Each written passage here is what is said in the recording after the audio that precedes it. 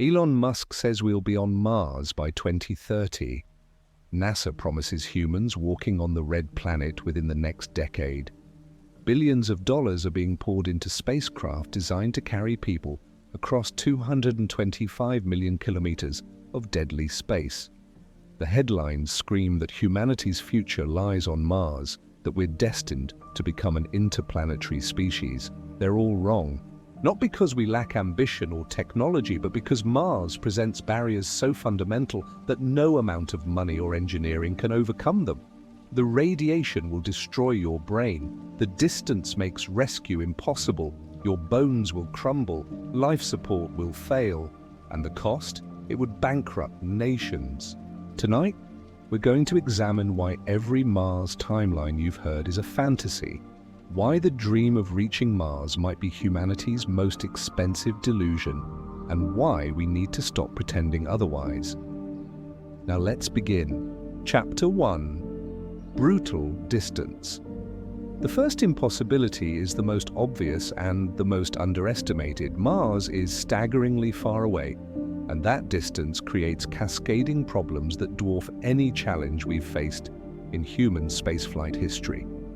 When people think about traveling to Mars, they imagine it like an extended Apollo mission. It's not.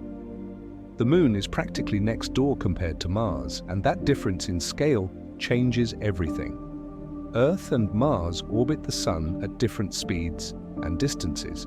Earth completes its orbit in 365 days at an average distance of 150 million kilometers from the Sun. Mars takes 687 days at an average distance of 228 million kilometers.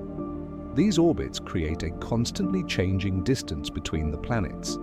At their closest approach, called opposition, they're about 55 million kilometers apart. At their farthest, when they're on opposite sides of the Sun, they're 401 million kilometers apart. This means you can't just point a rocket at Mars and go.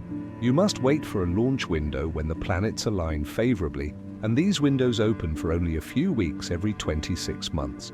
Miss your window, and you wait over 2 years for the next one. Launch at the wrong time, and you'd need exponentially more fuel or face impossible trajectory calculations.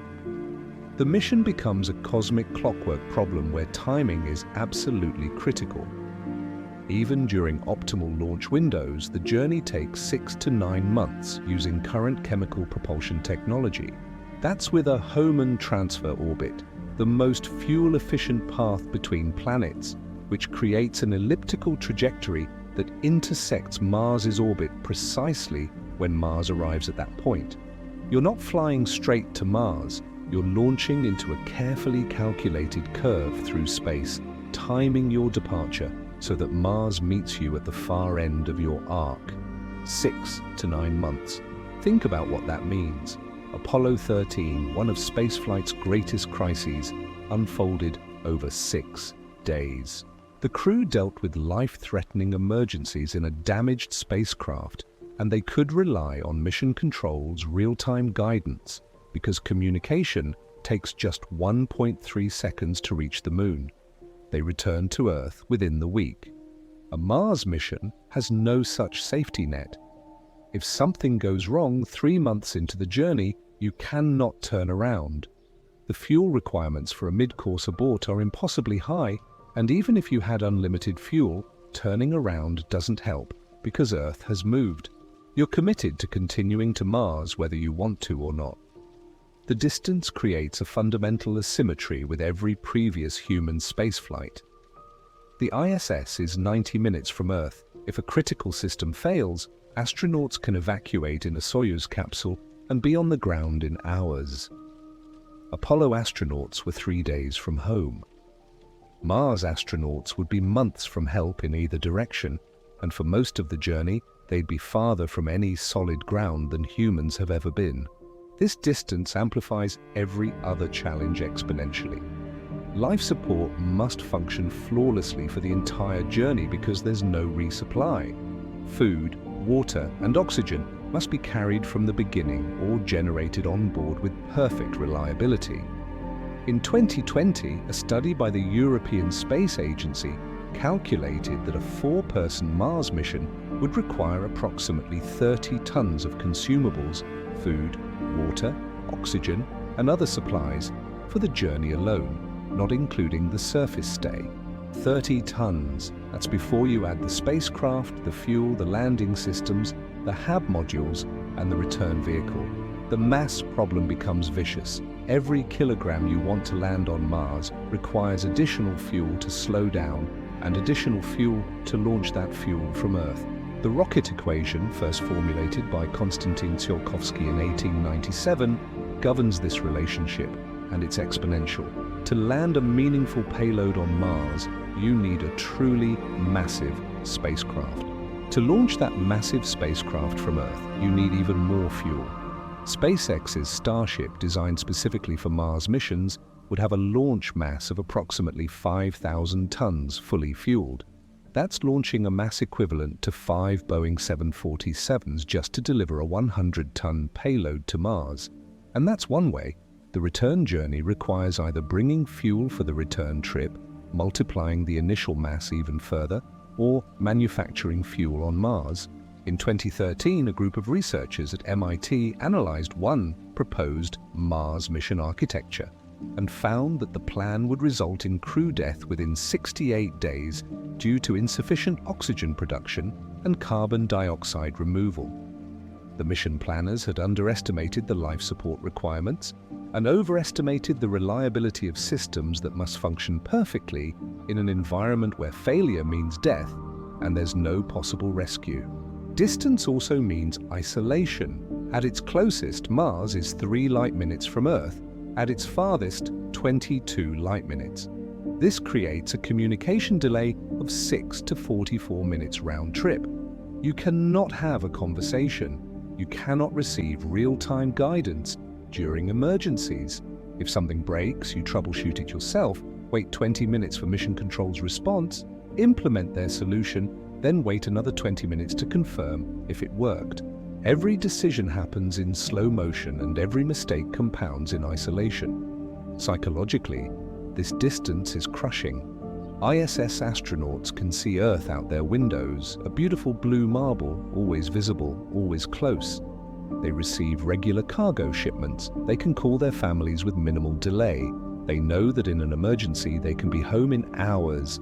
Mars astronauts would watch Earth shrink to a star, then vanish into the background of the cosmos. They'd see photos of home arrive with 20-minute delays.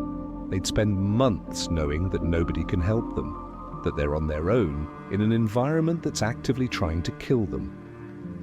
The distance to Mars isn't just a number, it's a fundamental barrier that touches every aspect of the mission. It determines launch windows, journey duration, fuel requirements, life support needs, communication protocols, psychological stress, and emergency response capabilities. Every system must be more reliable, every backup must be more robust. Every contingency must be more thoroughly planned than anything we've attempted in spaceflight history. And here's the disturbing part. Even if we solve all the engineering challenges, even if we build rockets powerful enough and life support reliable enough and habitat strong enough, the distance itself imposes costs we cannot reduce. 6 months minimum in deep space, no abort option, no rescue possible, communication delays measured in tens of minutes.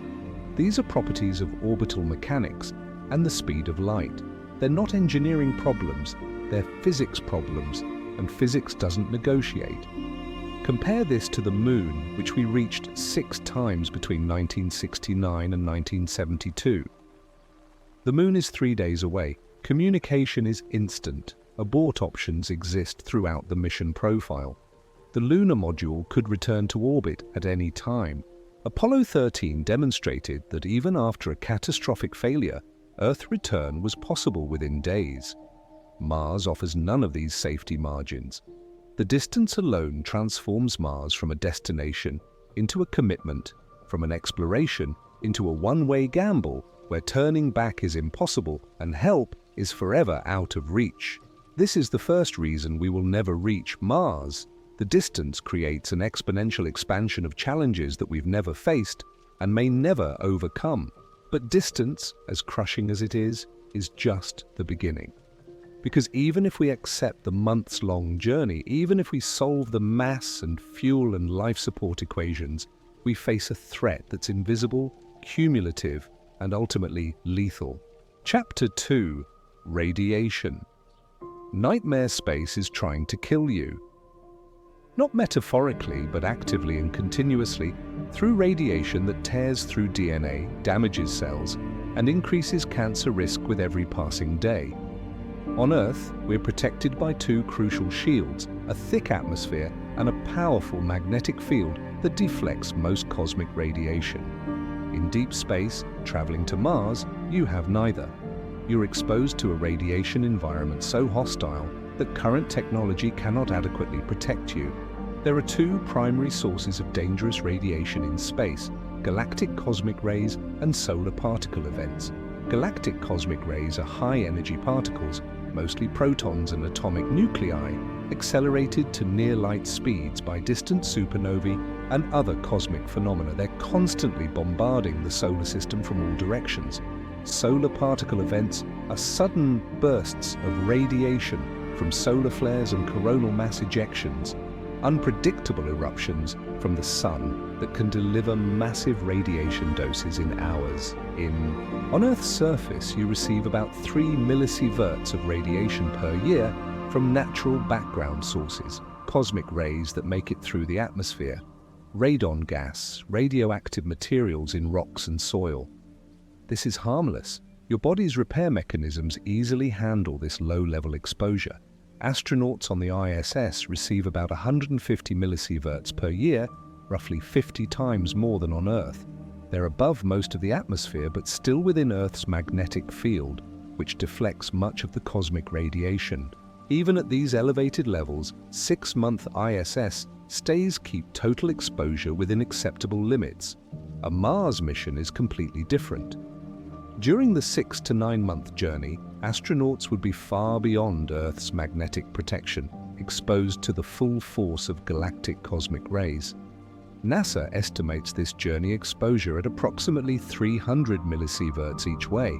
That's 600 millisieverts for the round trip, just from travel, before counting surface time. On Mars, without a global magnetic field, and with only a thin atmosphere providing minimal shielding, astronauts would absorb roughly 200 millisieverts per year. Do the math on a typical mission profile: 9 months to Mars, 18 months on the surface, 9 months back. That's 900 millisieverts total, approaching 1 full sievert. For reference, a single sievert of radiation exposure increases your lifetime cancer risk by about 5%. Current NASA guidelines limit astronaut career exposure to levels that increase cancer risk by no more than 3%, corresponding to roughly 600 millisieverts for a 30-year-old. A single Mars mission would exceed or nearly exceed an astronaut's entire career limit.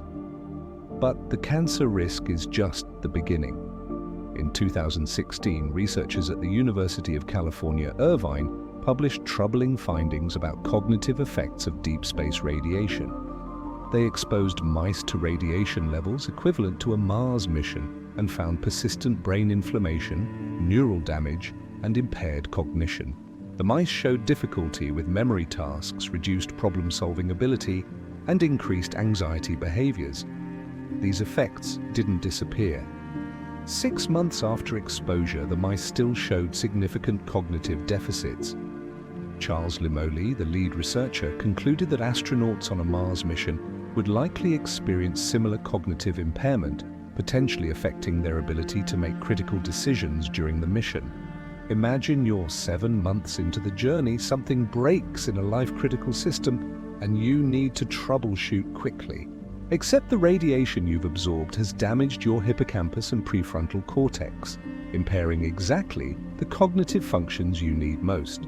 This isn't speculation. It's a demonstrated effect in mammalian brains exposed to space radiation. The type of radiation matters.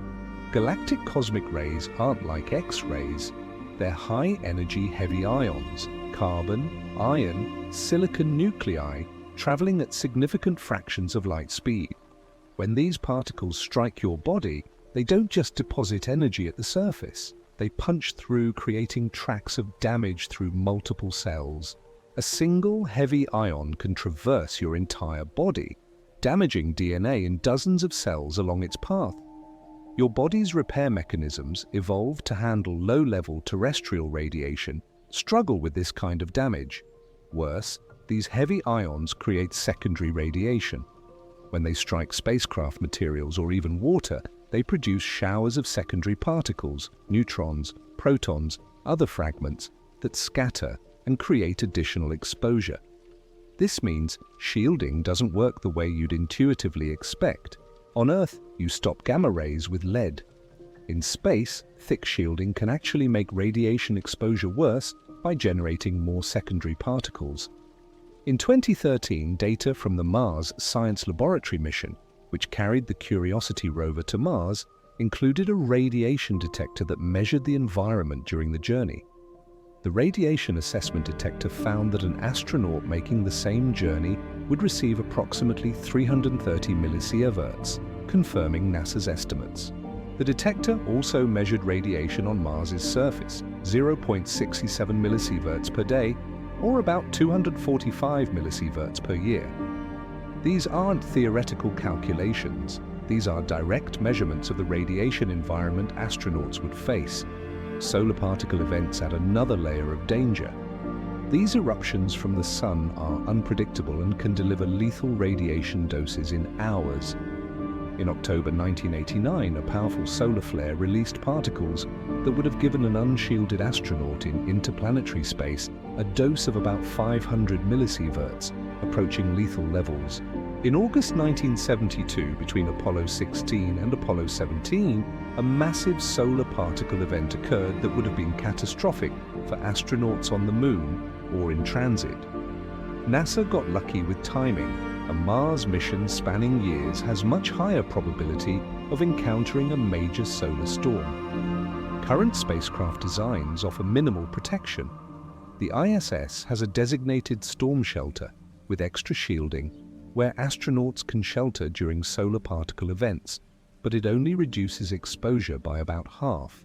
A Mars spacecraft would need similar or better protection, adding mass to an already mass-constrained mission. And that shelter only helps against solar events, not the constant background of galactic cosmic rays. Some proposals suggest using water or polyethylene as shielding, surrounding the crew quarters with tanks of water that serve double duty as radiation protection and life support reserves. This helps, but doesn't solve the problem.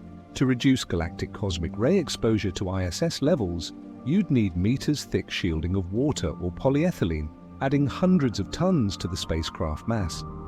The rocket equation makes this prohibitively expensive. Every kilogram of shielding requires additional fuel, which requires additional fuel to launch that fuel in an exponential spiral. Other proposals involve pharmaceutical countermeasures, drugs that help repair radiation damage or protect cells during exposure. Research is ongoing, but no drug currently exists that can adequately protect against the cumulative exposure of a multi-year Mars mission. Antioxidants help with some types of damage. Certain compounds can reduce inflammation, but there's no pill that lets you safely absorb a sievert of radiation. The brutal reality is this: we cannot adequately shield astronauts from deep space radiation using current technology without making the spacecraft impossibly heavy. And the radiation exposure from a Mars mission would exceed astronaut safety limits, increase cancer risk substantially, and likely cause cognitive impairment that could compromise mission success. This isn't a minor challenge requiring better engineering. It's a fundamental barrier imposed by the physics of high-energy particles and the limitations of materials science. NASA knows this. Every Mars mission study acknowledges radiation as a critical, unsolved problem. Mission planners suggest accepting higher risk, raising the safety limits, and recruiting older astronauts who have fewer years remaining for cancer to develop. These aren't solutions, they're compromises that acknowledge we cannot actually solve the radiation problem, so we'll send people anyway and accept the casualties. Mars isn't just far away, The journey there bathes you in radiation that our biology isn't equipped to handle and our technology cannot adequately prevent. And even if we convinced astronauts to accept this radiation risk, to gamble with cancer and cognitive damage, they'd face another fundamental problem. The human body wasn't built for space, and it deteriorates in ways that make long-duration missions increasingly dangerous. Chapter 3: Biological Breakdown. Your body is a precision machine evolved over millions of years to function in Earth's gravity. Remove that constant downward pull, and the machine begins to fail. Bones demineralize, muscles atrophy. Your cardiovascular system weakens, fluid redistributes abnormally, your immune system becomes compromised, and the longer you spend in microgravity or low gravity, the worse these effects become. A Mars mission would subject astronauts to bodily degradation that could leave them permanently disabled, even if they survive the journey. Start with bones. On Earth, your skeleton supports your body weight against gravity. This constant mechanical stress stimulates osteoblasts, the cells that build bone, to maintain bone density. Remove gravity, and your body decides it doesn't need as much bone anymore. Astronauts on the ISS lose 1 to 2% of bone mass per month in weight-bearing bones like hips, spine, and legs. This is roughly 10 times the rate of osteoporosis in elderly people on Earth. A 6-month ISS mission results in bone density loss equivalent to decades of aging. Astronauts return with bone density comparable to people in their 70s or 80s, but here's the critical difference. Young, healthy astronauts can recover much of this density over months or years of rehabilitation on Earth. A Mars mission isn't 6 months, it's 6 to 9 months to Mars in microgravity, then 18 months on Mars at 38% of Earth's gravity, which is insufficient to prevent continued bone loss, then another 6 to 9 months returning in microgravity. Do the math, approximately 30-36 months of significant bone loss. By the time you return to Earth, your bones would have lost 30 to 40% of their structural integrity. At this level of bone loss, you face serious risk of fractures from ordinary activities. Walking would be dangerous. A fall could be catastrophic. Some researchers suggest this bone loss might be irreversible beyond certain thresholds. You might never recover full bone strength. A Mars mission could leave you permanently disabled. In 2020, a study published in Scientific Reports analyzed bone density loss in 17 astronauts after long-duration ISS stays. The researchers found that while most bone density recovered, the micro-architectural changes to bone structure were permanent. The internal scaffolding of bone, the complex architecture that provides strength, didn't fully restore even after years of recovery. These astronauts had spent 6 months in space, triple or quadruple that duration for Mars, and the damage becomes far more severe. Muscle loss is equally problematic. Astronauts on the ISS exercise for roughly 2 hours per day just to slow muscle atrophy.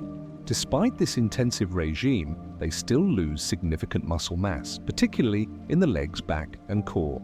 Muscle loss proceeds at about 5% per week initially, slowing to 1–2% per week as it reaches a new equilibrium. Over months, this compounds to substantial weakness. On a Mars mission, astronauts would need to exercise constantly during transit just to maintain minimal function.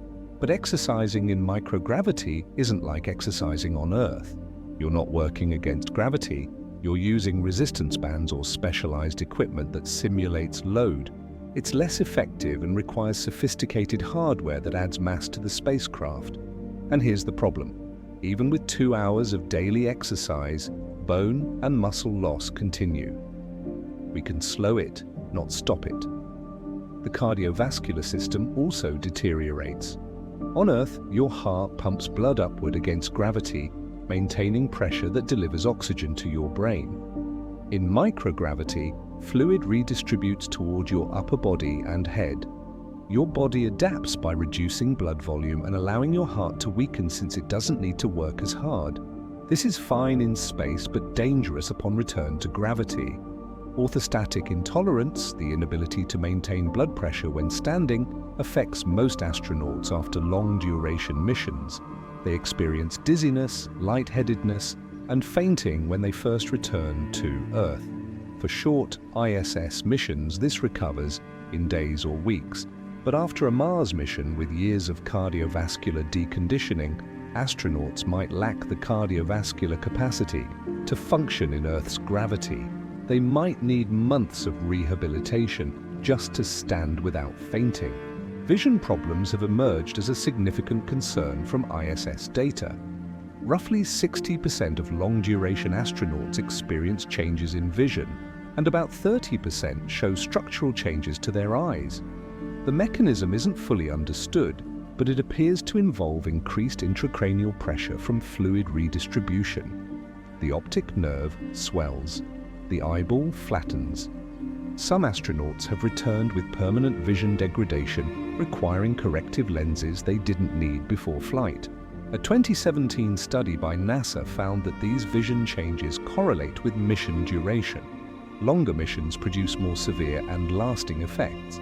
Extrapolate to a 3-year Mars mission, and we're looking at potential for serious permanent vision impairment. Imagine traveling to Mars and returning partially blind. It's not a hypothetical concern, it's a demonstrated risk from current spaceflight experience. The immune system weakens in space through mechanisms that aren't entirely clear. Studies show that immune cells function less effectively in microgravity.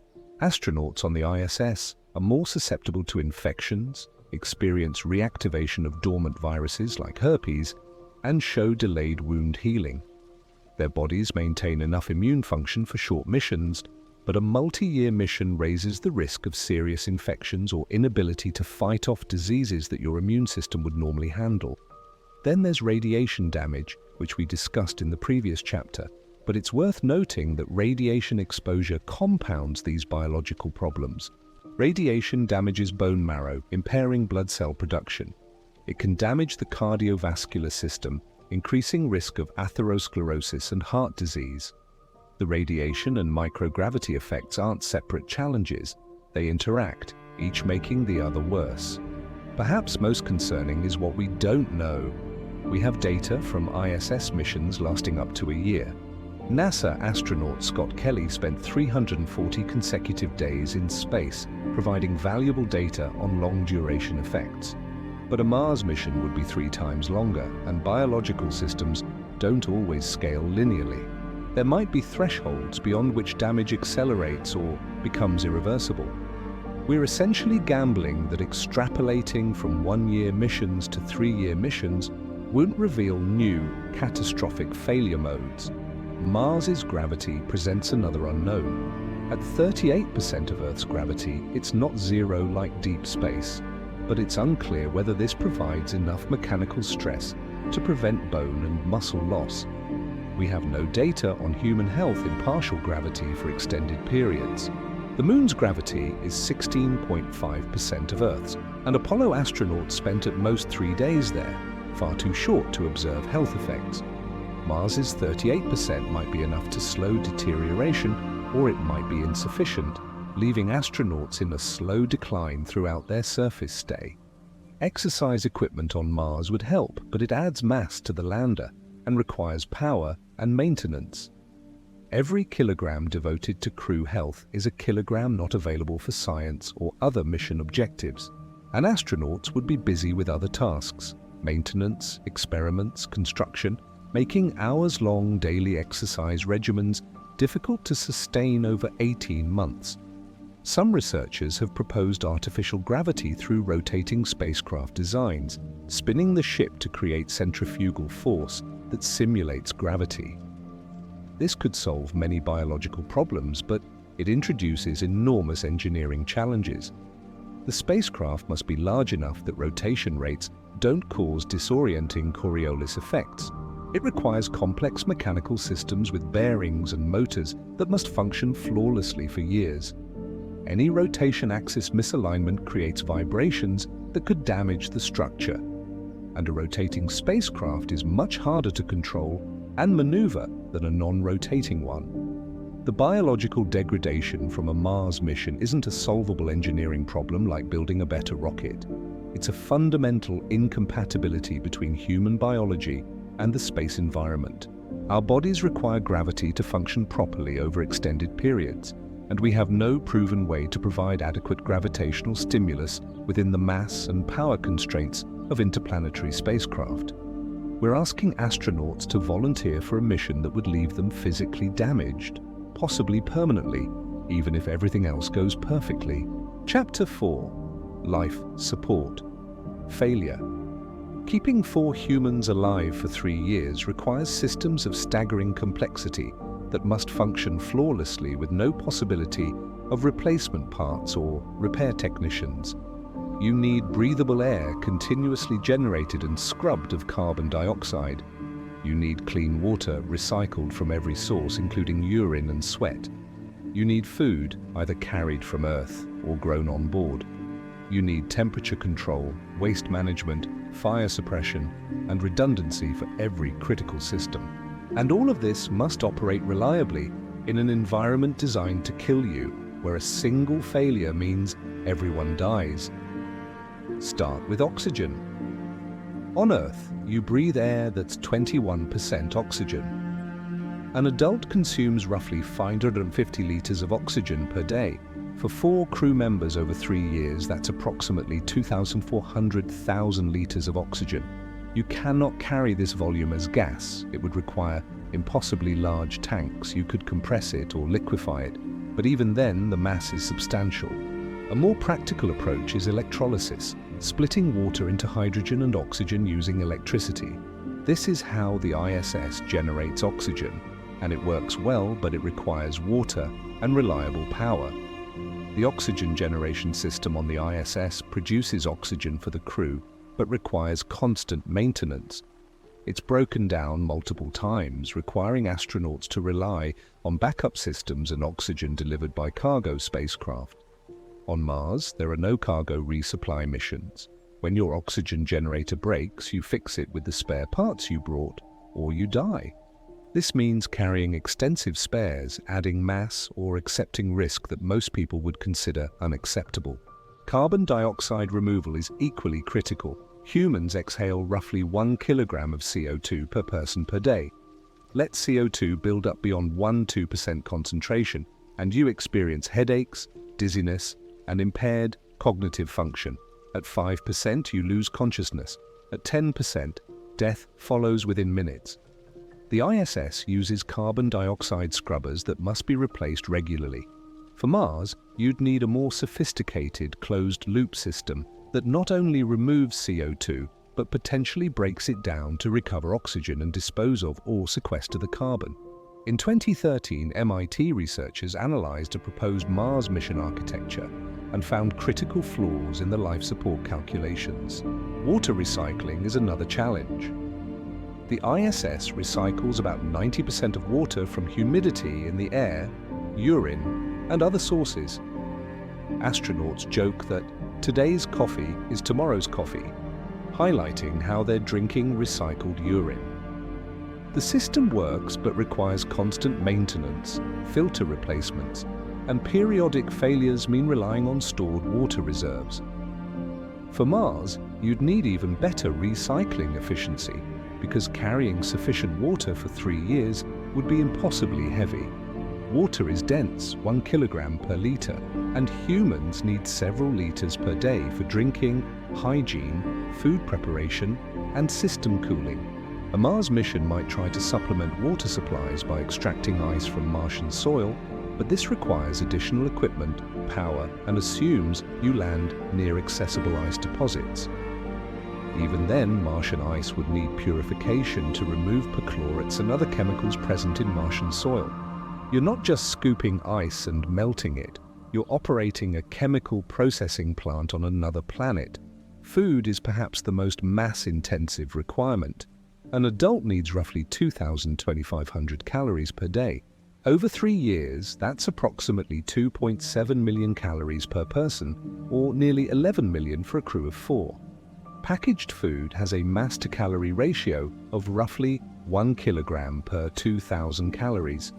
You're looking at over 4,000 kilograms of food for the mission, 4 metric tons of food alone, before considering packaging, storage systems, or preparation equipment. Some Mars mission concepts propose growing food en route and on the surface. Crops would provide fresh food, generate oxygen, and recycle water through transpiration. NASA has researched growing plants in space for decades. Astronauts on the ISS have successfully grown lettuce, zinnias, and even chili peppers. But these are small experiments, not full-scale food production. Growing enough food to feed 4 people requires significant volume for plant growth, powerful lighting systems, automated watering and nutrient delivery, and constant maintenance. The energy requirements are substantial. Plants need intense lighting for photosynthesis, and while Mars has sunlight on the surface, the spacecraft during transit has only solar panels or nuclear power. A greenhouse large enough to provide meaningful food production would require kilowatts of continuous power for lighting, temperature control, and air circulation. Every watt of power generation adds mass in solar panels or radioisotope generators. In 2018, a team at the University of Adelaide calculated the agricultural requirements for a self-sustaining Mars colony. They found that feeding 4 people would require approximately 200 square meters of growing space using highly optimized hydroponic systems. This is roughly the size of a tennis court. Fitting this inside a spacecraft or Mars habitat while maintaining pressure, temperature, humidity, and lighting is an enormous engineering challenge.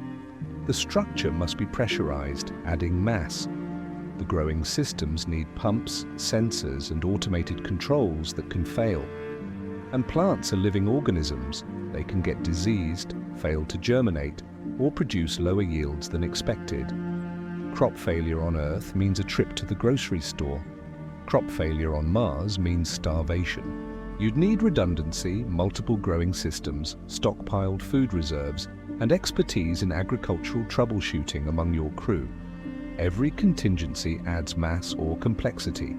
Temperature control presents another challenge. Space is effectively a vacuum with no air to conduct heat away. Heat generated by electronics, human bodies, and life support systems must be radiated away through thermal management systems. On the ISS, large radiator panels extend from the station, glowing in infrared as they dump heat into space.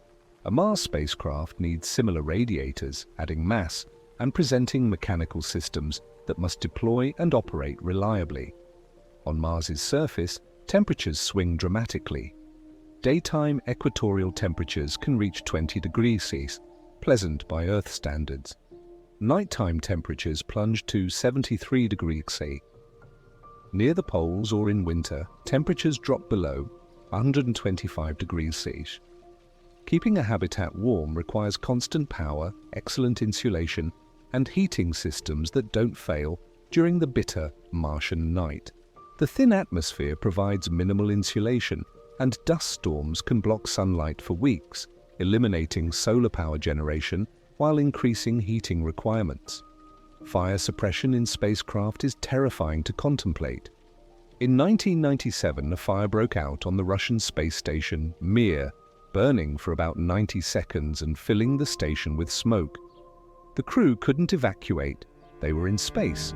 They couldn't open windows for ventilation. They fought the fire with specialized extinguishers while struggling to breathe.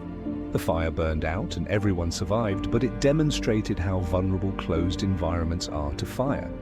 In pure oxygen environments or elevated oxygen concentrations used in some spacecraft designs, materials become extremely flammable. A small electrical fire could become catastrophic within seconds. Water is your primary fire suppressant in space, but using water creates humidity and risks damaging electronics. CO2 extinguishers work, but raise carbon dioxide levels dangerously in a closed environment.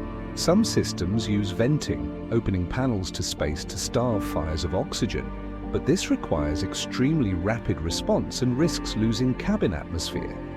On Mars, with its thin CO2 atmosphere providing no breathing air, any breach or venting could be fatal. Waste management is unglamorous but critical. Humans produce approximately 150 grams of feces and 1.5 liters of urine per day. Over 3 years, that's hundreds of kilograms of waste per person. The ISS packages solid waste and stores it in cargo vehicles that burn up on re-entry. Mars missions have no such disposal option. You're carrying your waste with you or processing it somehow.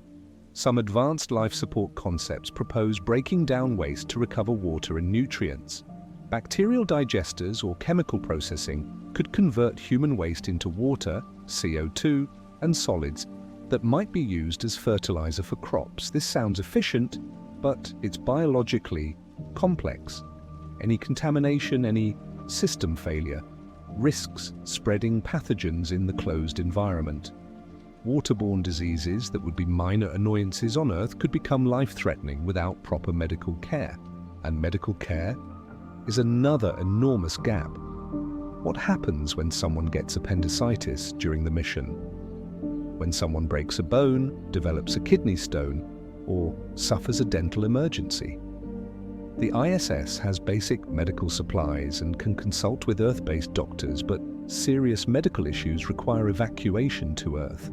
On a Mars mission, you're months away from definitive care at best. One crew member would likely have medical training, but they'd be performing surgeries or procedures in microgravity or low gravity in cramped conditions with limited equipment. In 2017, a study published in the New England Journal of Medicine analyzed medical risks for Mars missions. The researchers identified over 100 serious medical conditions that could occur during the mission, many requiring interventions beyond the capability of onboard medical systems. They concluded that medical risk was one of the top reasons Mars missions might fail, with crew death from treatable conditions being a significant probability. Every life support system has a mean time between failures, a statistical measure of reliability. String together dozens of critical systems, each with its own failure rate, and the probability of at least one serious failure during a 3-year mission approaches certainty. You mitigate this with redundancy, backup systems, spare parts, and cross-training crew members to repair everything. But redundancy adds mass, spare parts add mass. Training time is limited. At some point, you accept risk because perfect reliability is impossible. The International Space Station has demonstrated that we can keep humans alive in space indefinitely with regular resupply missions. But those resupply missions are essential. Every few months, a Progress, Dragon, or Cygnus spacecraft arrives with fresh food, water, spare parts, and new equipment. Remove that resupply capability, extend the mission to 3 years, and you're gambling that nothing critical breaks beyond your ability to repair it. That's not a gamble any reasonable risk assessment would accept. Life support systems for Mars are fundamentally different from any previous human spaceflight. They must be more reliable, more self-sufficient, and more redundant than anything we've built, all while fitting within mass and power budgets that are already stretched impossibly thin. We've never demonstrated closed-loop life support for more than a few months, never tested systems in the deep space environment for years at a time, and never operated without the safety net of resupply or evacuation.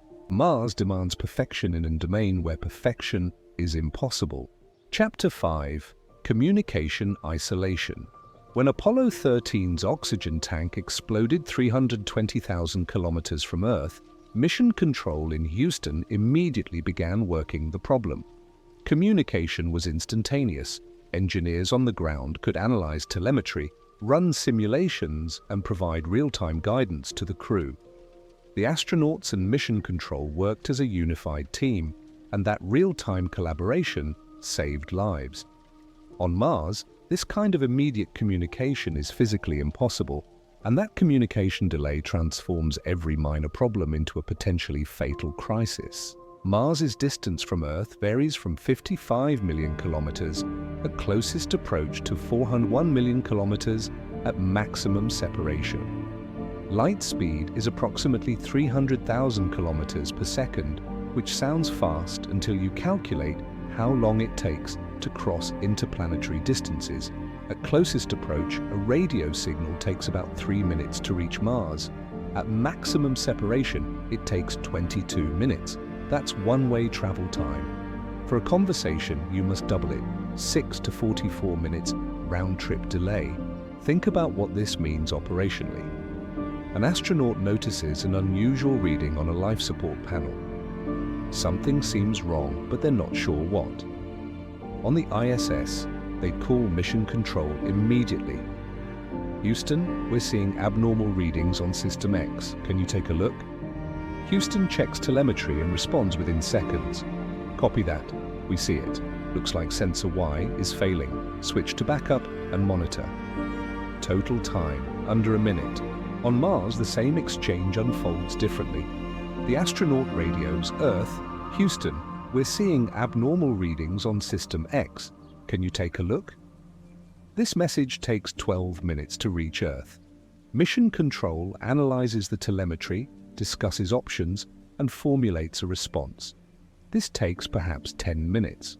Their response takes another 12 minutes to reach Mars. Total elapsed time, 34 minutes. That's over half an hour for a single exchange of information. If the problem is time critical, if something is actively failing and threatening the crew, 34 minutes might be far too long. This communication delay means astronauts must be far more autonomous than any previous space mission. They cannot rely on Mission Control's immediate guidance. They must diagnose problems themselves, make decisions themselves, and implement solutions themselves, all while knowing that by the time they ask for help, the situation may have evolved beyond the point where Earth's response is relevant. They're not explorers with a support team. They're castaways trying to survive on their own. The psychological impact of this isolation is profound. ISS astronauts can call their families on Earth with minimal delay. They can have actual conversations, hear their children's voices, respond to news from home. They feel connected to Earth even while orbiting above it. Mars astronauts would experience communication like a very slow text message exchange. You say something, wait 20 minutes, receive a response that's already 20 minutes old, reply, wait another 20 minutes. You're not having a conversation. You're exchanging monologues separated by delays that make real emotional connection nearly impossible. In 2019, researchers at the University of Queensland studied psychological effects of communication delays on isolated teams. They simulated Mars mission conditions with groups of volunteers in isolated habitats, imposing 20-minute communication delays with the outside world. The results showed increased stress, feelings of abandonment, and team cohesion problems as the communication delays made participants feel disconnected from support structures. These were simulations lasting weeks or months, not years. Extrapolate to a 3-year Mars mission, and the psychological burden of communication isolation becomes staggering. You're watching your family age in time-delayed videos. You're receiving news about events that happened 20 minutes ago, too late to react or comment meaningfully. If there's an emergency at home, a family member becomes ill, a crisis occurs, you learn about it with a delay, can offer no immediate support, and receive updates piecemeal across hours or days. You're connected enough to know what you're missing, but too isolated to participate. The delay also creates operational nightmares for mission control. On Apollo missions or ISS operations, flight controllers monitor systems in real time and can intervene immediately if something goes wrong. They can command the spacecraft to switch to backup systems, adjust trajectories, or reconfigure equipment. With Mars, by the time they see a problem in telemetry, it's already 12 minutes old. Their commands take another 12 minutes to arrive. The spacecraft is operating 24 minutes in mission control's past. Any problem requiring rapid intervention must be handled autonomously by onboard computers or crew. This necessitates far more sophisticated automation than current spacecraft possess. The Mars mission spacecraft must be able to detect, diagnose, and respond to failures without human intervention, at least for time-critical systems. But automation is never perfect. It can misdiagnose problems, make incorrect decisions, or fail in ways its programmers didn't anticipate. Astronauts must be able to override automation, but with communication delays, mission control can't help assess whether the automation is making the right call. In 2018, a study by NASA's Jet Propulsion Laboratory analyzed communication requirements for Mars missions and concluded that astronauts would need decision-making authority that exceeds anything granted to previous space crews. They'd effectively be their own mission control for most situations, relying on Earth only for non-urgent advice, software updates, and strategic planning. This requires extensive training across all spacecraft systems, far more than current astronauts receive. Every crew member must be an expert in life support, propulsion, navigation, medical care, and habitat maintenance. The training alone would take years. The bandwidth of Mars communication is also limited. Radio signals weaken with distance, according to the inverse square law.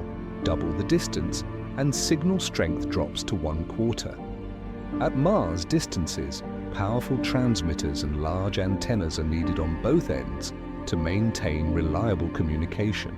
NASA's Deep Space Network consists of massive dish antennas that track spacecraft throughout the solar system, but even these have limited capacity.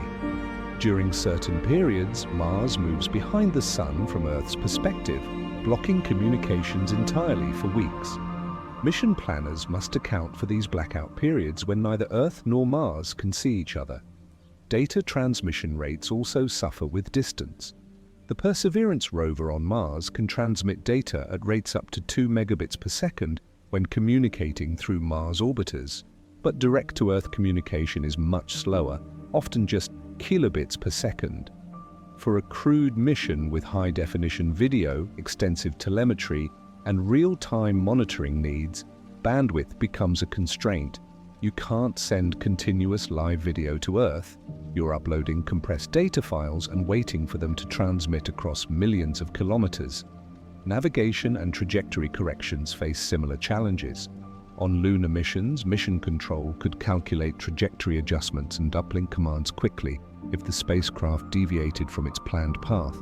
Mars missions must carry more propellant for mid-course corrections because waiting 24 minutes for Earth's confirmation of a course adjustment might mean missing a critical correction window. The spacecraft must be capable of autonomous navigation, at least for time-sensitive maneuvers. Emergency situations are where communication delays become potentially fatal. Imagine a fire breaks out on the spacecraft. You have seconds to respond before it spreads or consumes oxygen. There's no time to radio Earth and wait 24 minutes for advice.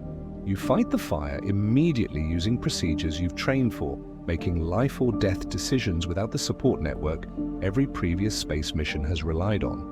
Or imagine a collision with micrometeoroids punctures the hull. You need to locate the leak, patch it, and repressurize within minutes. By the time mission control knows there's a problem, it's already resolved or everyone is dead. The communication isolation of Mars fundamentally changes what it means to be an astronaut. You're not an explorer backed by thousands of engineers on Earth.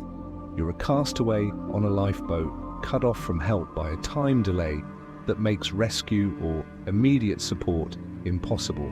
You carry the weight of every decision knowing that when things go wrong, you're truly on your own. The human psychology evolved for social connection, for community, for the ability to call for help and receive it. Mars strips all of that away, leaving you isolated in the most profound way possible, connected by thread-thin radio links, but separated by time itself. And even if astronauts could handle this psychological isolation, even if they could maintain mental health and team cohesion across years of near-total self-reliance, they'd still face an economic reality that makes the entire mission impossible. Chapter 6. Economic Absurdity. The International Space Station has cost approximately $150 billion to build and maintain over 25 years. It orbits just 400 kilometers above Earth, takes 90 minutes to reach, and can be abandoned in an emergency. A single Mars mission would cost more, deliver less, and serve no economic purpose that justifies the expenditure. The financial reality of Mars is that no nation and no corporation can afford it, and even if they could, there's no rational return on investment that makes the expense worthwhile. NASA's own estimates, updated in 2023, place the cost of a human Mars mission between $200 and $500 billion. These are conservative estimates that assume significant technological development occurs first, that launch costs decrease dramatically, and that no major setbacks delay the program. Historical precedent suggests actual costs would far exceed estimates. The James Webb Space Telescope was initially budgeted at $500 million and ended up costing over $10 billion. The Space Launch System rocket, intended as NASA's Mars launch vehicle, has cost over $23 billion in development and is years behind schedule. Scale these overruns to a Mars program, and you're looking at potential costs exceeding $1 trillion. That's more than the entire GDP of most countries. For reference, the US federal budget for 2024 was approximately $6 trillion. A $1 trillion Mars program would consume roughly 16% of 1 year's entire federal budget, or smaller amounts spread across decades. Either way, it represents an enormous opportunity cost. That $1 trillion could fund cancer research, climate change mitigation, education, infrastructure, or dozens of other priorities with clear benefits to humanity. What's the return on investment for Mars? The scientific knowledge gained doesn't justify the cost. Robotic missions can answer most scientific questions about Mars for a tiny fraction of the price. The Perseverance rover mission cost about $2.7 billion and has returned extraordinary scientific data, including the first audio recordings from another planet, evidence of ancient water, and samples that future missions might return to Earth. You could fund dozens of robotic missions for the cost of one human mission. And robots don't need life support, don't experience psychological stress, and don't face radiation health risks. The economic argument often raised is that Mars exploration would drive technological innovation, creating spin-off technologies that benefit Earth-based industries. This happened with Apollo. The space program contributed to developments in computing, materials, science, and telecommunications. But this argument assumes that Mars missions are an efficient way to drive innovation. They're not. Directing research funding to specific technological challenges yields faster, more targeted innovation than hoping Mars mission requirements accidentally produce useful spin-offs. Furthermore, the political will to sustain a multi-decade, multi-hundred billion dollar Mars program simply doesn't exist. Apollo succeeded because it occurred during the Cold War, when space achievement was considered a matter of national prestige and ideological competition with the Soviet Union. The US spent approximately $280 billion in today's money over 8 years because beating the Soviets to the moon was seen as existentially important. That geopolitical context no longer exists. There's no rival space program threatening American prestige that would motivate equivalent spending. Public support for human space exploration is shallow. Polls consistently show that Americans support NASA and space exploration in abstract terms, but when asked about funding priorities, space exploration ranks far below healthcare, education, and economic security. Politicians know this. They support space programs in speeches but rarely fight for substantial budget increases. NASA's budget has hovered around 0.5% of federal spending for decades, far below the 4% it received during the Apollo era. Consider also the timeline. A Mars program would require 20-30 years from initiation to first landing. This spans multiple presidential administrations and shifts in congressional control. Every new administration reconsiders NASA's direction. President Bush announced a plan to return to the Moon and go to Mars in 2004. President Obama cancelled much of that plan in 2010. President Trump refocused NASA on the Moon in 2017. President Biden has maintained that focus but with different priorities. A Mars program would need to survive decades of political changes, economic recessions, competing priorities, and shifting public interest. The commercial space sector offers no solution to the economic problem. SpaceX, Blue Origin, and other companies have dramatically reduced launch costs, which is genuinely revolutionary. But launching is only one cost component of a Mars mission, and even with reusable rockets, the total mission cost remains astronomical. SpaceX's Elon Musk has stated goals of establishing a Mars colony, but his timelines have consistently proven wildly optimistic, and the business model for such a colony is non-existent. What economic activity could possibly occur on Mars that justifies the investment? There are no valuable minerals unique to Mars that couldn't be obtained more cheaply on Earth or from asteroids closer to home. Mars has no products to export that would offset the cost of transporting goods across interplanetary distances. A kilogram of cargo currently costs thousands of dollars to launch to low Earth orbit. Sending that same kilogram to Mars would cost orders of magnitude more. Nothing on Mars is valuable enough to justify these transport costs. Tourism? Perhaps in a distant future with radically cheaper space access, but even then, Mars tourism faces the same radiation, distance, and life support challenges that make crewed missions so difficult. Who would pay millions or billions of dollars for a 3-year journey that permanently damages your health? A few ultra-wealthy adventurers might, but this doesn't constitute a sustainable economic model for Mars development. Scientific research stations are sometimes proposed, analogous to Antarctic research bases, but Antarctic bases are relatively cheap to build and supply because Antarctica is on Earth, accessible by ship and plane, with rescue options if things go wrong. The most remote Antarctic station, Concordia, costs roughly $15 million annually to operate. A Mars research station would cost hundreds of times more and deliver comparable or less scientific value than robotic missions. In 2019, an economic analysis published by the Planetary Society examined various rationales for human Mars missions and concluded that no compelling economic case exists with current or foreseeable technology. The report suggested that if Mars missions occur, they'll be driven by non-economic motivations: national prestige, the dream of exploration, or the long-term goal of ensuring human survival beyond Earth. These are legitimate motivations, but they don't solve the economic problem of how to fund missions that cost hundreds of billions with no financial return. The opportunity cost bears repeating.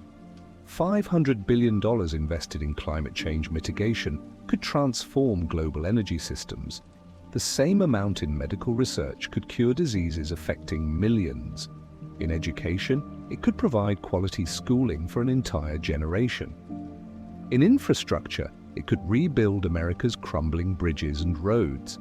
Mars exploration competes with all these priorities, and in any rational cost-benefit analysis, Mars loses. Some argue that humanity must become multiplanetary to ensure species survival, that Mars colonization is insurance against existential risks on Earth. This sounds profound until you examine the premise. Any catastrophe that makes Earth less habitable than Mars would have to be extraordinarily severe.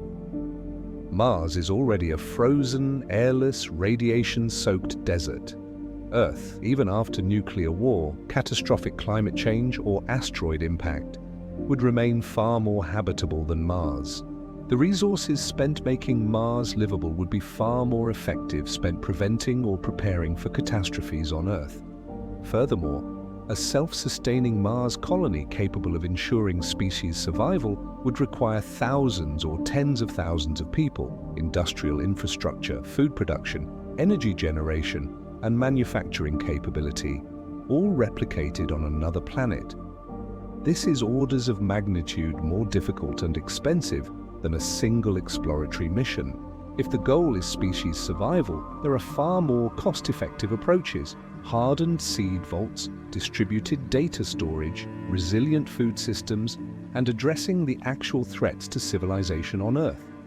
The economic reality is that Mars missions are luxury expenditures affordable only to extremely wealthy civilizations with no pressing needs. Even then, they're hard to justify. The United States, China, and Europe face aging populations, climate change, political instability, and economic challenges that will consume increasing resources in coming decades.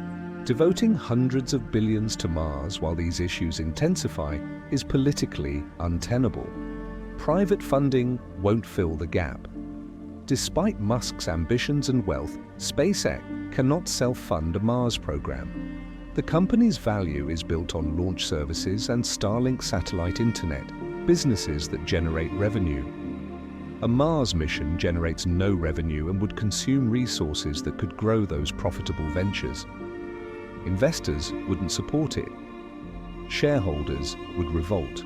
Even Musk's considerable personal wealth, estimated around 200–300 billion at various times, wouldn't fund a complete Mars program without NASA partnership and public funding. The economic case for Mars is non-existent, and no amount of technological progress changes this. Cheaper launches help, but don't eliminate the fundamental problem that Mars offers nothing of economic value sufficient to offset the enormous costs of human missions. We're left with Mars as a dream, an aspiration disconnected from economic reality, affordable only in fantasy budgets that ignore opportunity costs, and assume away the financial constraints that govern actual government and corporate decision-making. Chapter 7. Technological Fantasy. Every Mars mission proposal assumes technological breakthroughs that haven't happened yet. Faster propulsion systems, perfect life support, effective radiation shielding, reliable in-situ resource utilization. These aren't minor engineering refinements of existing technology. They're fundamental capabilities we've never demonstrated, and many require physics or engineering advances that may not be possible within cost and mass constraints. The optimistic timelines you hear about Mars missions all depend on solving problems we don't know how to solve. Start with propulsion. Current chemical rockets operate near their theoretical maximum efficiency. The specific impulse, a measure of rocket efficiency, for hydrogen-oxygen engines is around 450 seconds. We've been refining chemical rockets for decades, and improvements are incremental, not revolutionary. To make Mars missions faster, reducing transit time and radiation exposure, you need either much more efficient engines or much more fuel. More fuel means more mass, triggering the exponential curse of the rocket equation. Nuclear thermal propulsion has been proposed as an alternative.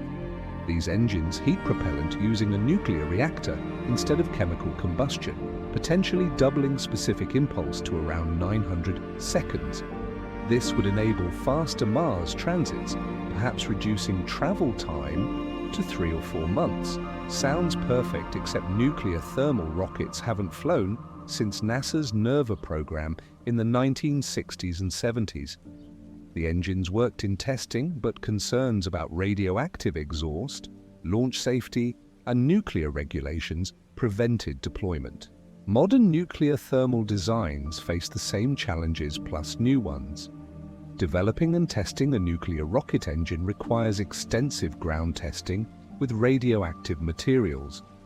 Flying one requires launching a nuclear reactor on a chemical rocket, accepting the risk that a launch failure could scatter radioactive material. Even if technical and regulatory hurdles are overcome, developing a flight-ready nuclear thermal engine would require decades and tens of billions in development costs. Every Mars mission timeline that assumes nuclear thermal propulsion is assuming this development happens, succeeds, and comes in on budget. 3 assumptions that have rarely proven true in complex space programs. Ion drives and other electric propulsion systems offer even higher efficiency but very low thrust. The Dawn spacecraft used ion propulsion to visit asteroids Vesta and Ceres, but its acceleration was so gentle that it took years to reach destinations that chemical rockets could reach in months. High-efficiency electric propulsion is useful for cargo missions where transit time doesn't matter, But for human missions where months of added travel time means more radiation and life support challenges, low thrust is problematic. Solar sails, antimatter engines, fusion rockets, all have been proposed, and all remain in the realm of speculation. Solar sails provide no thrust beyond the inner solar system where sunlight is strong. Antimatter doesn't exist in meaningful quantities and would be incomprehensibly expensive to produce. Fusion reactors don't exist despite decades of research, and scaling fusion propulsion to spaceflight would require solving problems fusion researchers haven't solved for stationary power generation. Life support technology faces similar challenges. We've discussed the difficulties, but the point here is that no closed-loop life support system has ever operated successfully for years with perfect reliability. The ISS recycles water and generates oxygen, but requires regular resupply of consumables, spare parts, and equipment. Biosphere 2, the 1990s experiment to create a sealed ecosystem in Arizona, encountered numerous problems. Oxygen levels dropped unexpectedly, species died off, and the system couldn't maintain stability without external intervention. The experiment demonstrated how difficult it is to create truly closed ecological systems, even with unlimited funding and no mass constraints. Mars mission plans assume we'll develop life support that's more reliable than anything we've built, with less mass, less power, and operating autonomously for years. This is magical thinking. You can't simply assume the existence of technology that solves your problem. You must develop, test, and validate that technology, which takes time and funding that current space budgets don't include.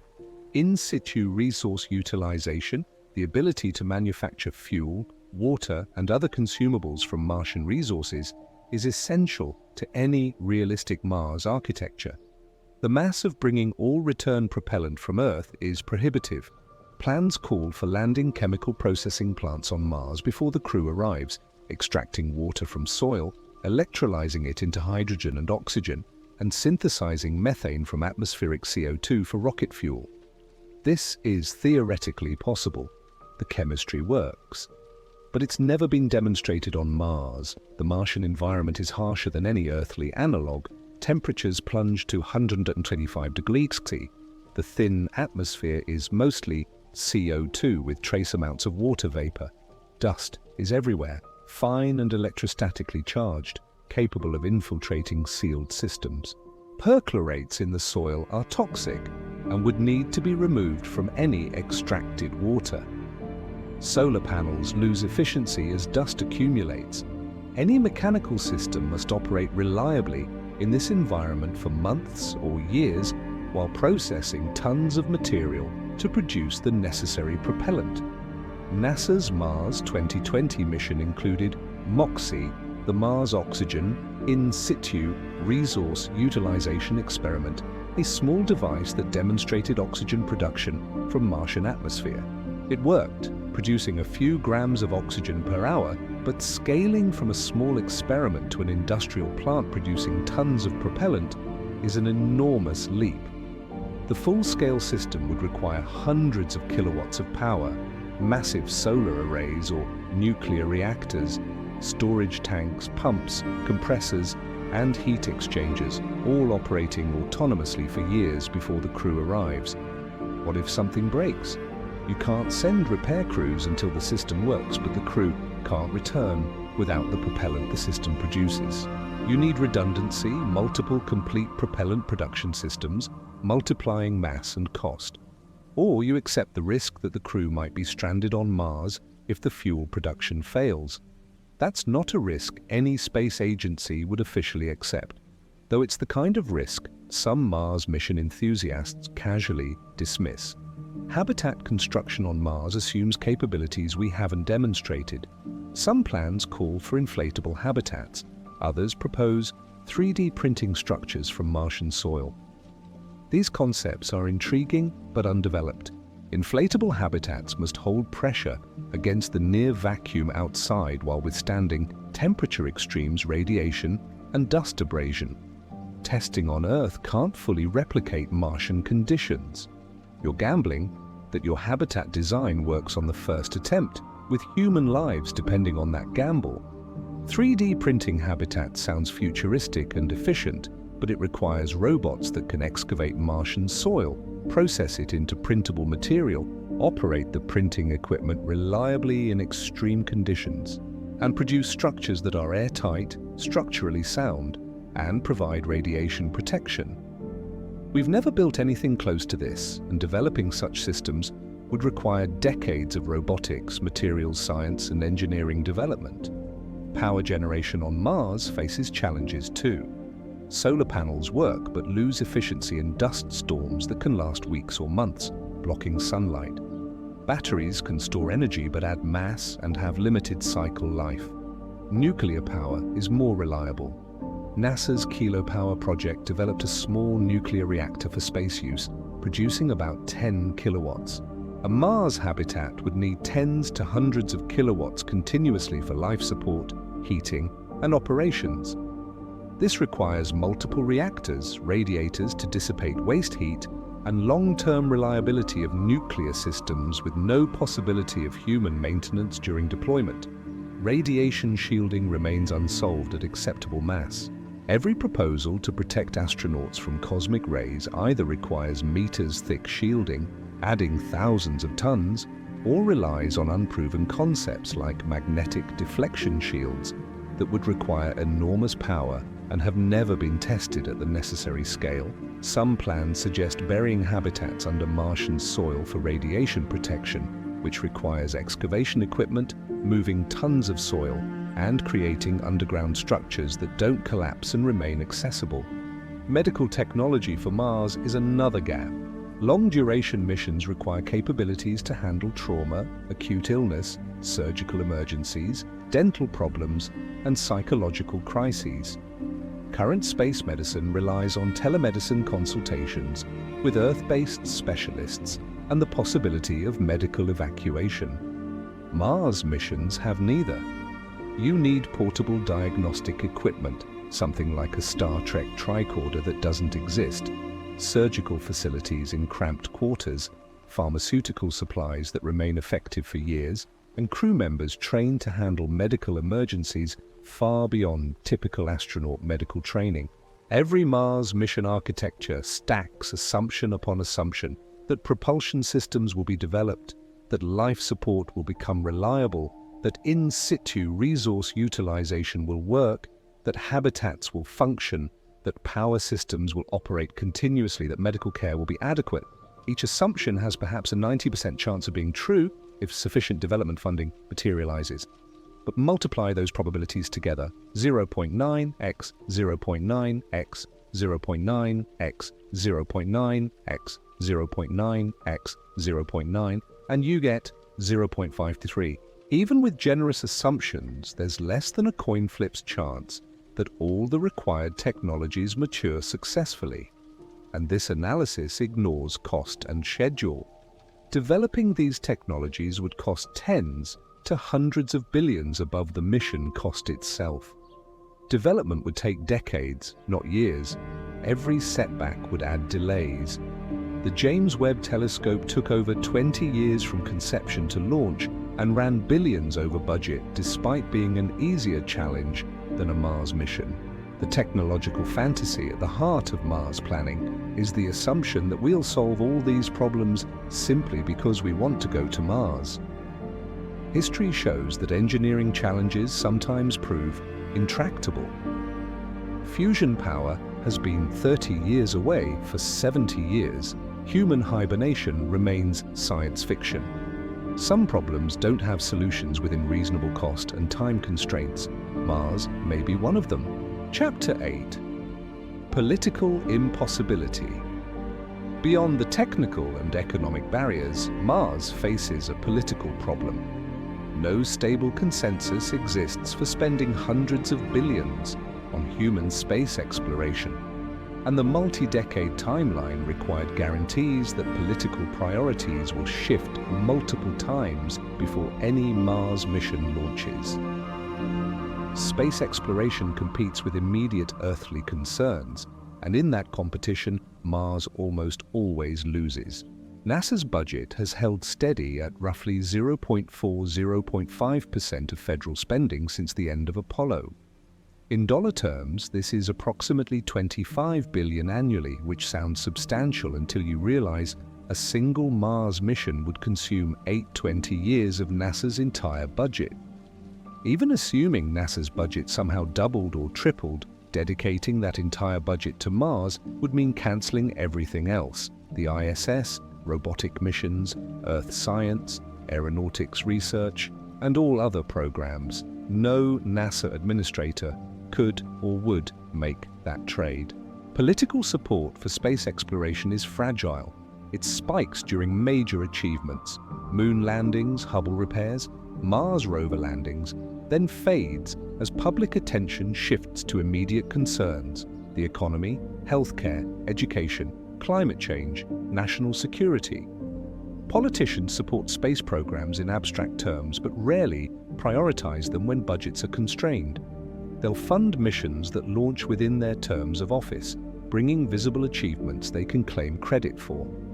A 20-30-year Mars program offers no such political reward.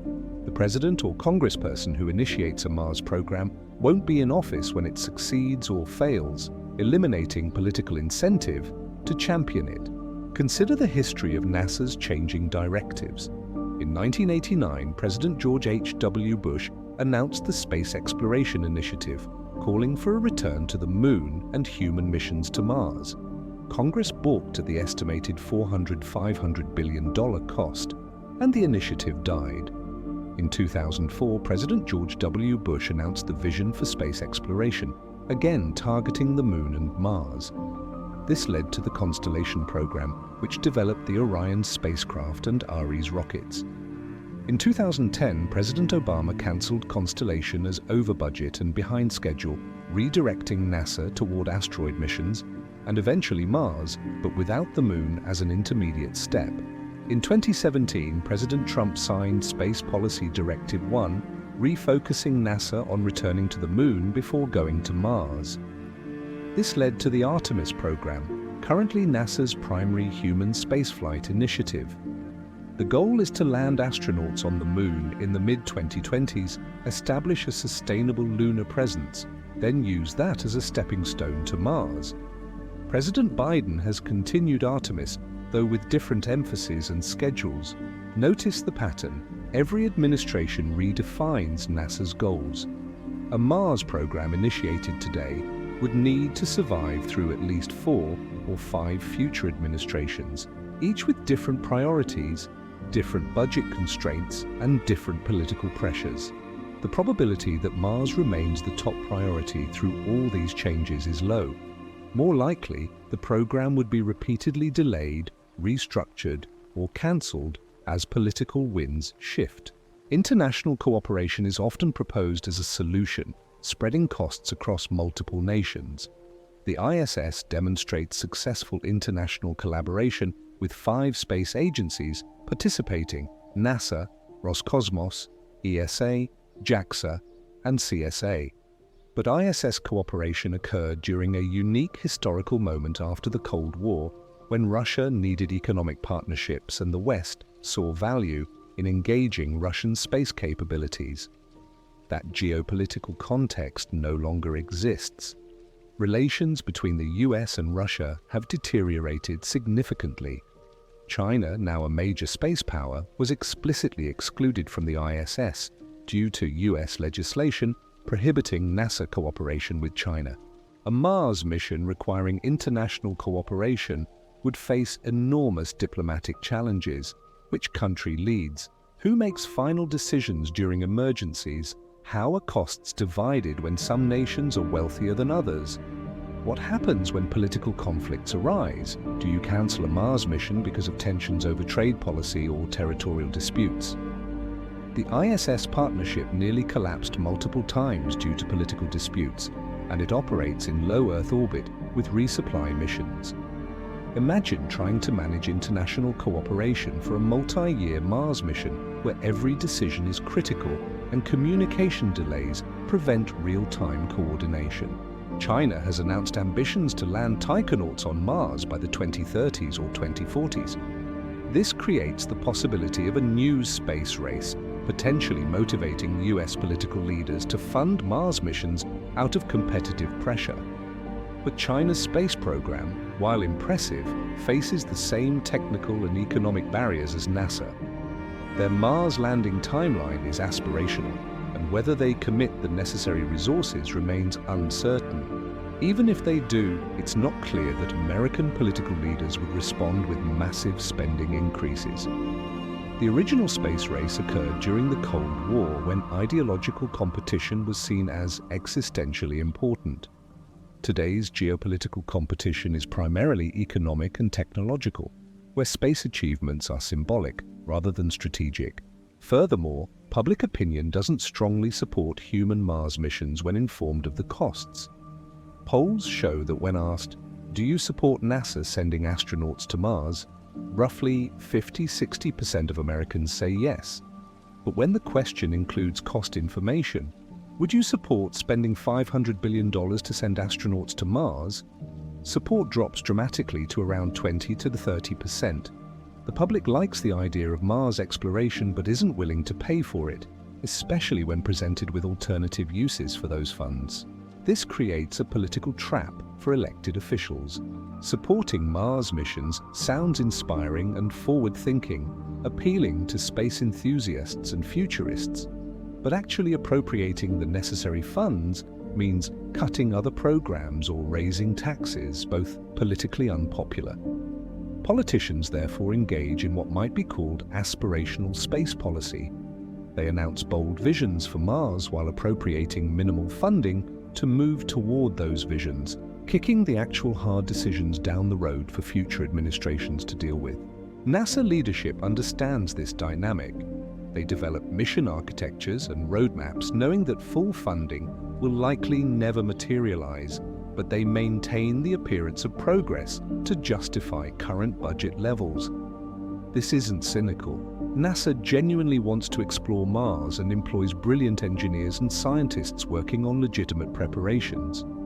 But institutional realism means acknowledging that human Mars missions remain perpetually 20 years away, because the political commitment to fund them doesn't exist.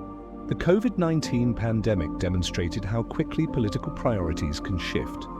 In 2020, governments worldwide redirected enormous resources to pandemic response, stimulus programs, and economic recovery. Space exploration budgets weren't slashed dramatically, but they also didn't increase, and attention shifted entirely to immediate crises. Climate change will require similar or greater resource allocation in coming decades. Aging populations in developed countries will strain social security and healthcare budgets. These are not speculative future problems, they're current challenges that will intensify, consuming increasing portions of government budgets. In this context, asking politicians to prioritize Mars becomes increasingly difficult. Yes, Mars is inspiring. Yes, space exploration has value, but so does preventing climate catastrophe, caring for aging populations, maintaining infrastructure, funding education, and addressing inequality. In any rational priority ranking, Mars falls below these immediate concerns affecting billions of people today. Some argue that we can afford both Mars and earthly priorities, that the choice is false. Technically, this is true. Wealthy nations have large enough economies to fund both.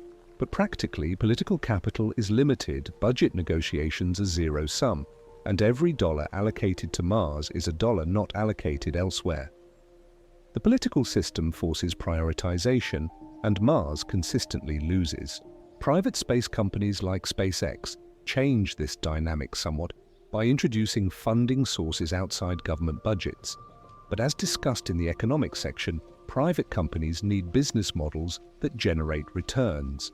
SpaceX's Mars ambitions rely on NASA contracts and eventually on Starlink revenue, but the company cannot self-fund a complete Mars program.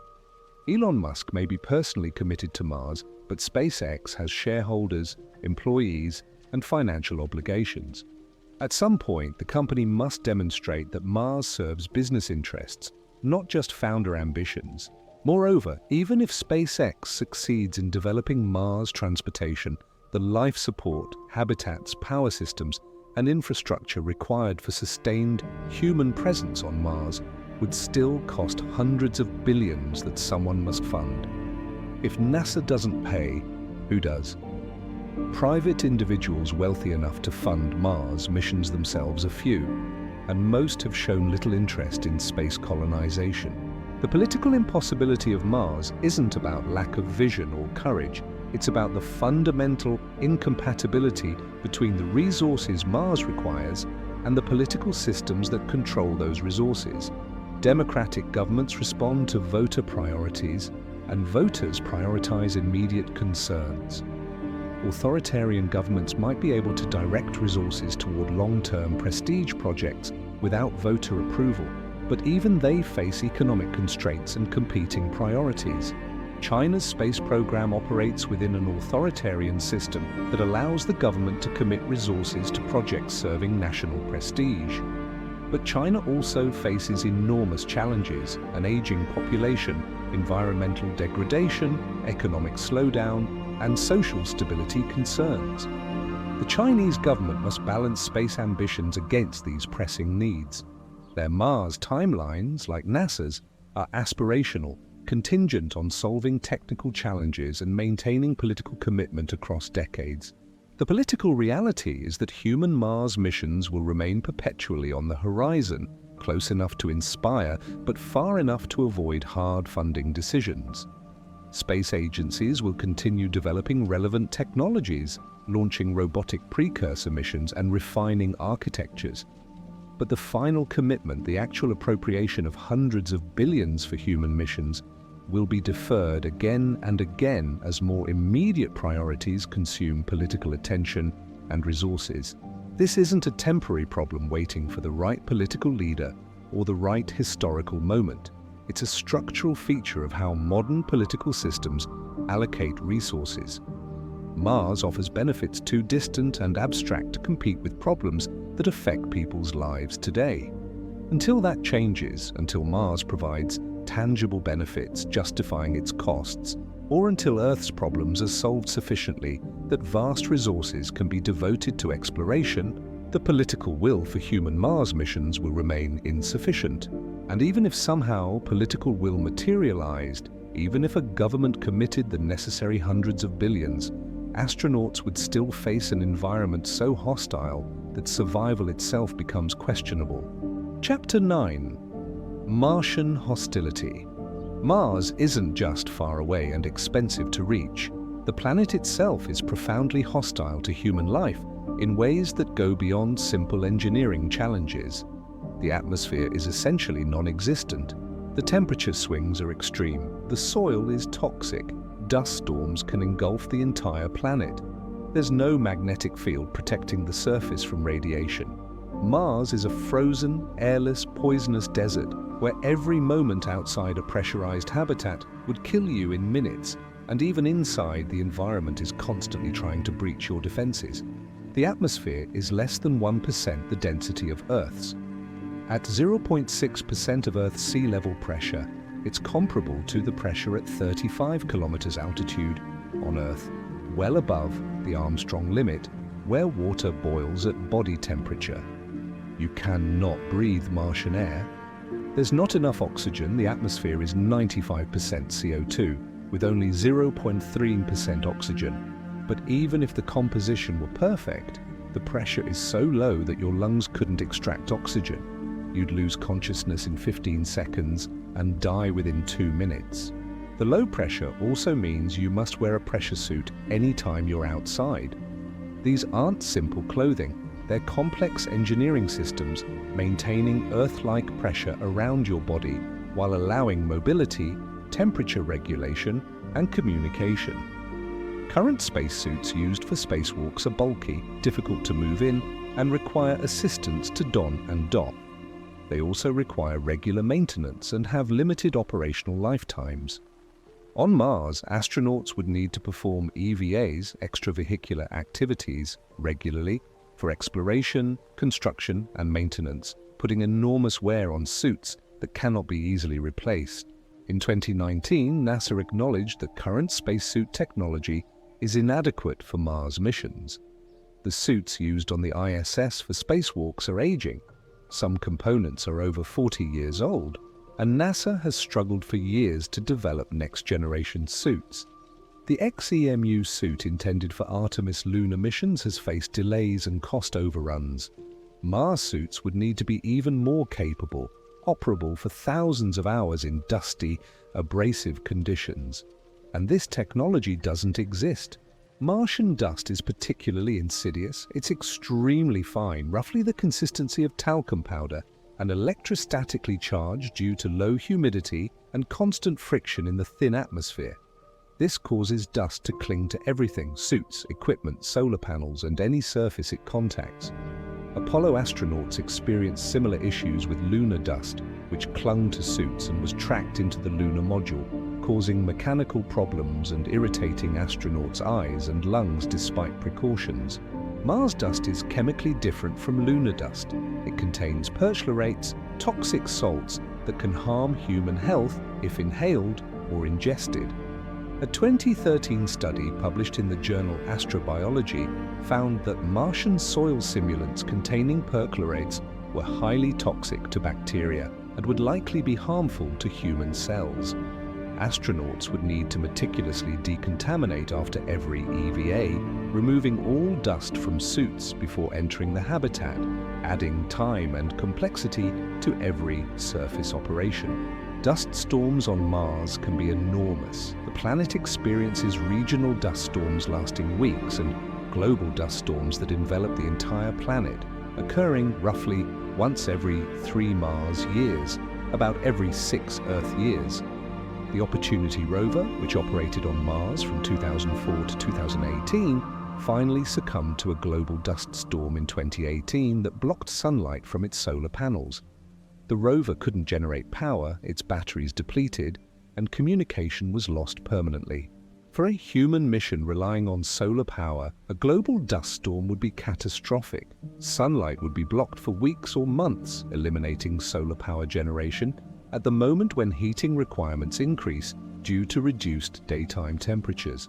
You'd need enormous battery storage to survive the blackout period, or nuclear power that doesn't depend on sunlight. Either option adds mass and complexity. Temperature extremes on Mars are brutal. Equatorial regions can reach 20 degrees Celsius during summer days, quite pleasant, but plunge to 73 degrees Celsius at night. Polar regions reach 125 degrees. Materials contract and expand with these temperature swings, causing mechanical stress that can crack seals, damage electronics, and cause structural failures. Every system must be engineered to tolerate temperature ranges of over 100 degrees C, cycling daily. Heating a habitat during Martian nights requires constant power. The thin atmosphere provides minimal insulation, and infrared radiation carries heat away rapidly. Calculations suggest a modest habitat might require 10-20 kilowatts of heating power during cold periods, sustained for hours each night. Over a 1.5-year surface stay, this represents enormous energy requirements that solar panels cannot provide during darkness. Water availability is another challenge. Mars has water ice in polar caps and subsurface deposits, but accessing it requires excavation in frozen ground that's as hard as concrete. You'd need drilling or excavation equipment, power to operate it, and processing to purify the extracted ice. Some mission plans propose landing near known ice deposits, but this constrains landing site selection, potentially forcing you to land far from scientifically interesting regions or in more hazardous terrain. The lack of a magnetic field means Mars's surface is bathed in radiation continuously. We've discussed journey radiation, but surface radiation compounds the problem. Astronauts on Mars would receive approximately 200 millisieverts per year, roughly 66 times the average annual dose on Earth. Living in a habitat provides some shielding, but thin-walled structures offer minimal protection. To reduce radiation to ISS levels, you'd need habitats with meters of regolith, Martian soil, piled on top for shielding. Burying habitats or covering them with regolith is often proposed, but this requires moving tons of soil. Excavation equipment must operate in extreme temperatures and low pressure. The regolith must be placed carefully to avoid damaging the habitat structure. Any hatches, airlocks, or equipment must remain accessible. This is construction work of significant scale, requiring time, power, and equipment that must be landed on Mars. Gravity at 38% of Earth's is another unknown. We have no data on human health in partial gravity for extended periods. Does 38% provide enough mechanical stress to prevent bone and muscle loss? Or will astronauts continue deteriorating at rates somewhere between microgravity and Earth gravity? The only way to know is to send people to Mars and observe, which is human experimentation of questionable ethics. If Mars gravity proves insufficient to maintain health, astronauts would need to exercise extensively throughout their surface stay, just as they do on the ISS. This requires equipment, space, and time that competes with mission objectives. You travel to Mars to explore and conduct science, but you're spending hours daily on a treadmill just to maintain minimal function. Communication with Earth faces not just time delays, but also solar conjunction periods when Mars passes behind the Sun from Earth's perspective. During these periods, lasting a few weeks every 26 months, radio communication is blocked or severely degraded by solar interference. Mission plans must account for these blackout periods, either stockpiling supplies and preparing for autonomous operations, or timing missions to avoid conjunctions. This further constrains launch windows and mission timelines. Return to Earth adds another layer of challenges. You must launch from Mars's surface, which requires a rocket, launch pad, and propellant. If you're manufacturing propellant on Mars, that system must have worked flawlessly for months before launch. If anything failed, you're stranded. The crew would face a choice: stay on Mars and die when life support runs out, or attempt a risky launch with insufficient propellant or damaged equipment, likely dying in the attempt. The ascent vehicle sitting on Mars for 18 months would be exposed to temperature cycling, dust accumulation, and radiation. Seals could fail, fluids could freeze, electronics could degrade. On Earth, rockets are carefully maintained in climate-controlled facilities and launched within days or weeks of being rolled to the pad. The Mars ascent vehicle must sit unattended for a year and a half, then function perfectly on the first attempt because there are no second chances. Every aspect of Mars's environment, the near vacuum, the cold, the dust, the radiation, the isolation, compounds with every other aspect to create a multi-layered hostility that requires perfection in systems that have never been tested under these combined stresses. Mars isn't just a challenging environment, it's an environment actively working to kill you through dozens of simultaneous mechanisms, any one of which could be fatal if your defenses fail. And perhaps most troubling, we're proposing to send people to this hostile environment based on knowledge from robotic missions and simulations. We've never tested life support, habitats, power systems, or EVA suits under actual Martian conditions for years at a time. We're extrapolating from partial knowledge and hoping the gaps don't hide fatal surprises. Chapter 10: Psychological Collapse. The technical challenges of Mars are daunting, but perhaps the most insurmountable barrier is the human mind. Astronauts on a Mars mission would face psychological stresses unprecedented in human experience. Years of confinement in cramped quarters, isolation from Earth with communication delays that prevent real connection, constant danger that demands vigilance, no possibility of escape or rescue, and the knowledge that everyone they know is aging faster than they are due to relativity. The psychological toll could break even the most mentally resilient individuals, compromising mission success and threatening crew survival. Start with confinement.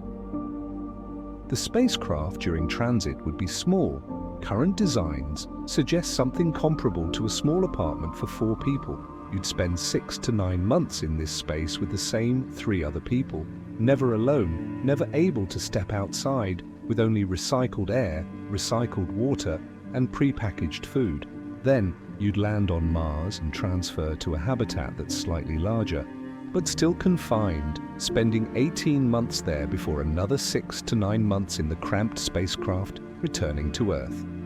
3 years total in spaces smaller than most people's homes, with no privacy, no nature, no fresh air, and no escape from your crewmates.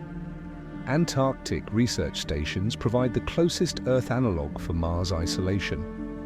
Winter-over crews at stations like McMurdo or Concordia spend months in extreme isolation, cut off from the outside world by weather that prevents flight or resupply.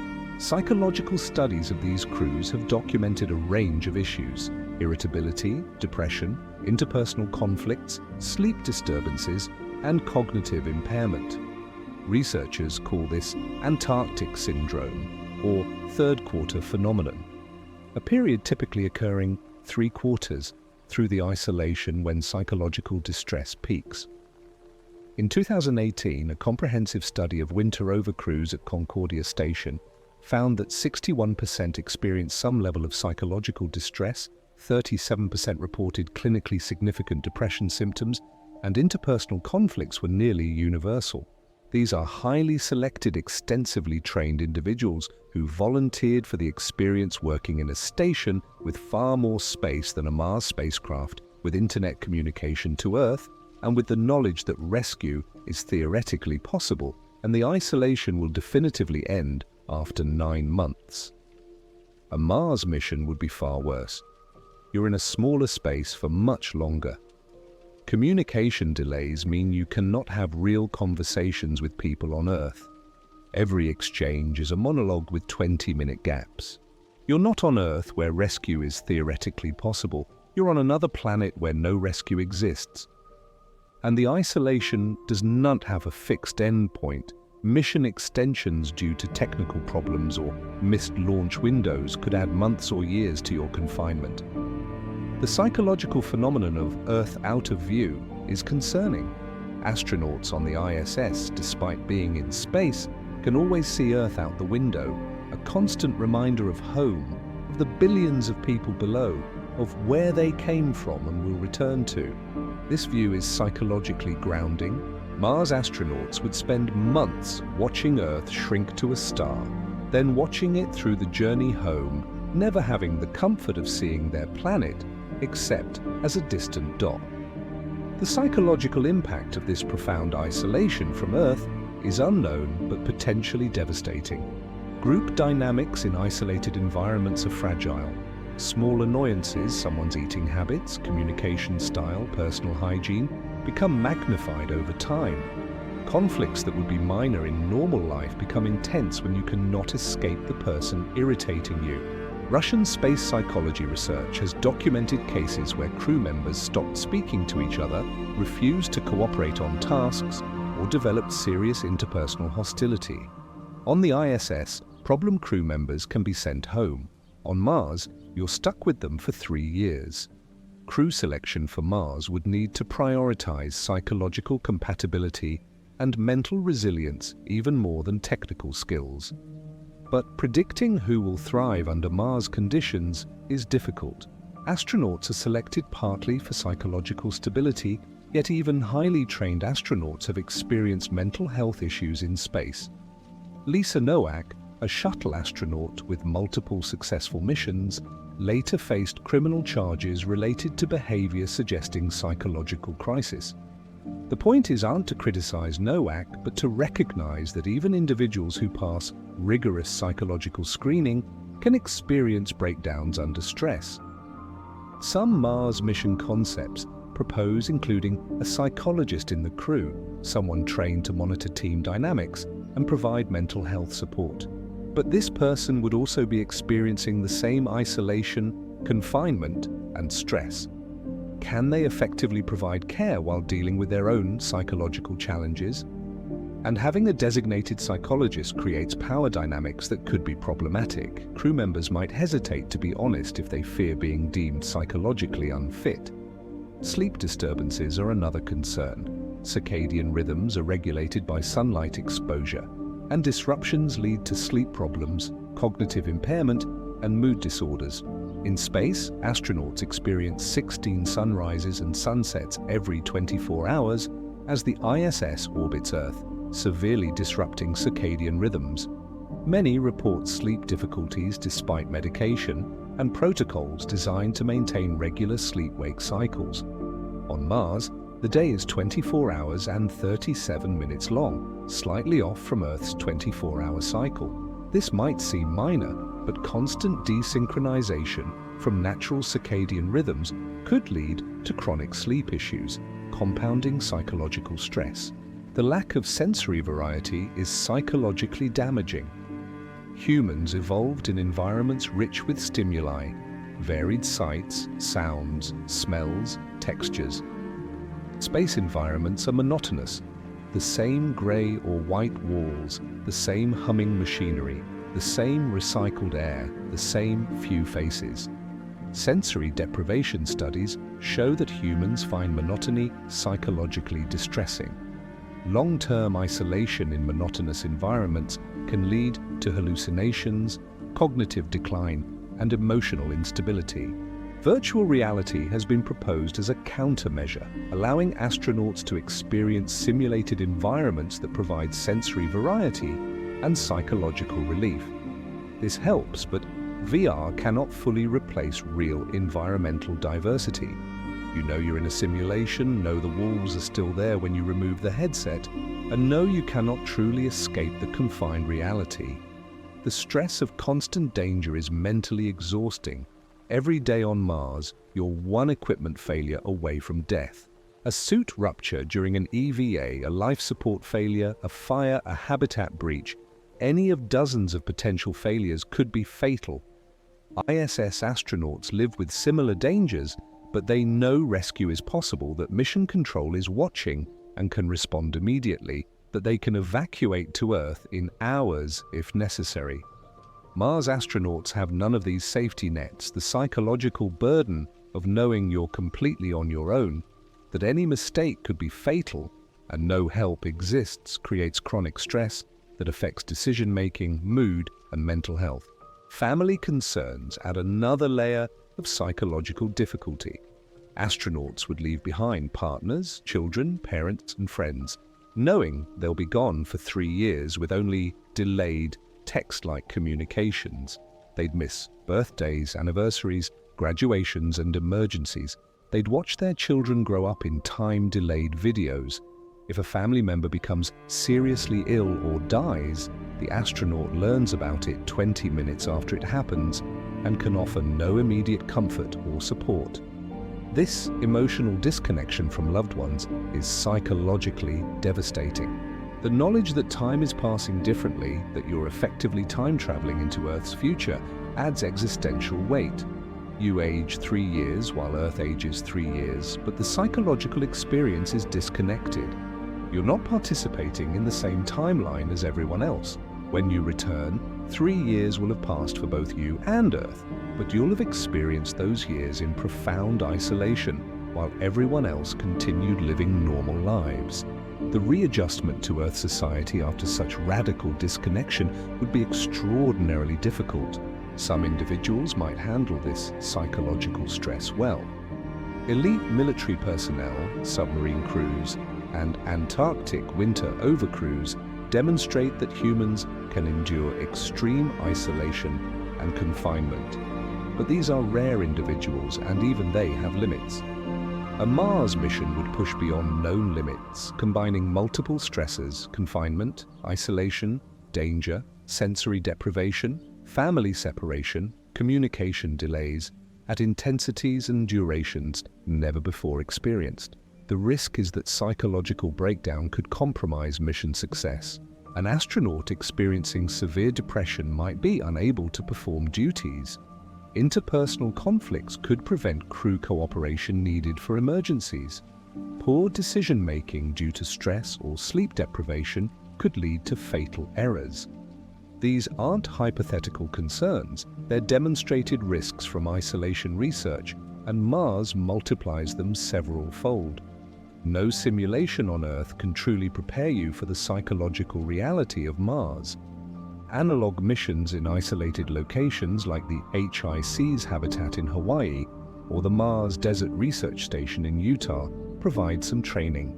But participants know they're not really going to Mars, that the simulation will end, that they can call for help if necessary.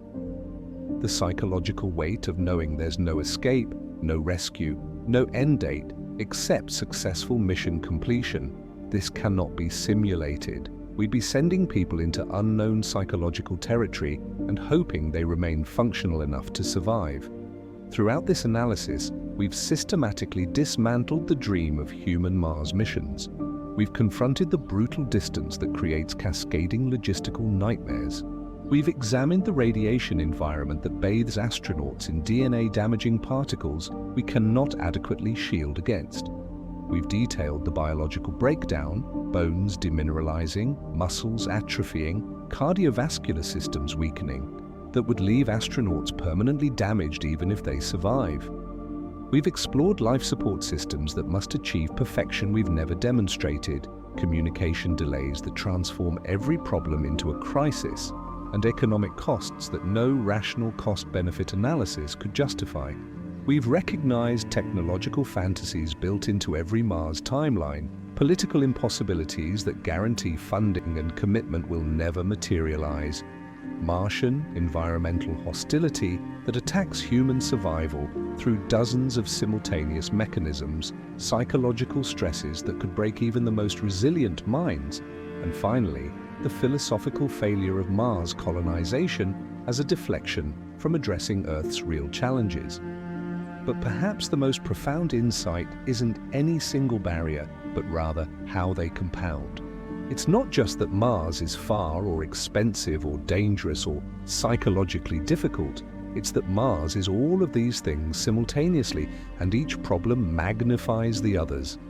The distance makes life support critical, but life support failures become fatal because communication delays prevent real-time assistance.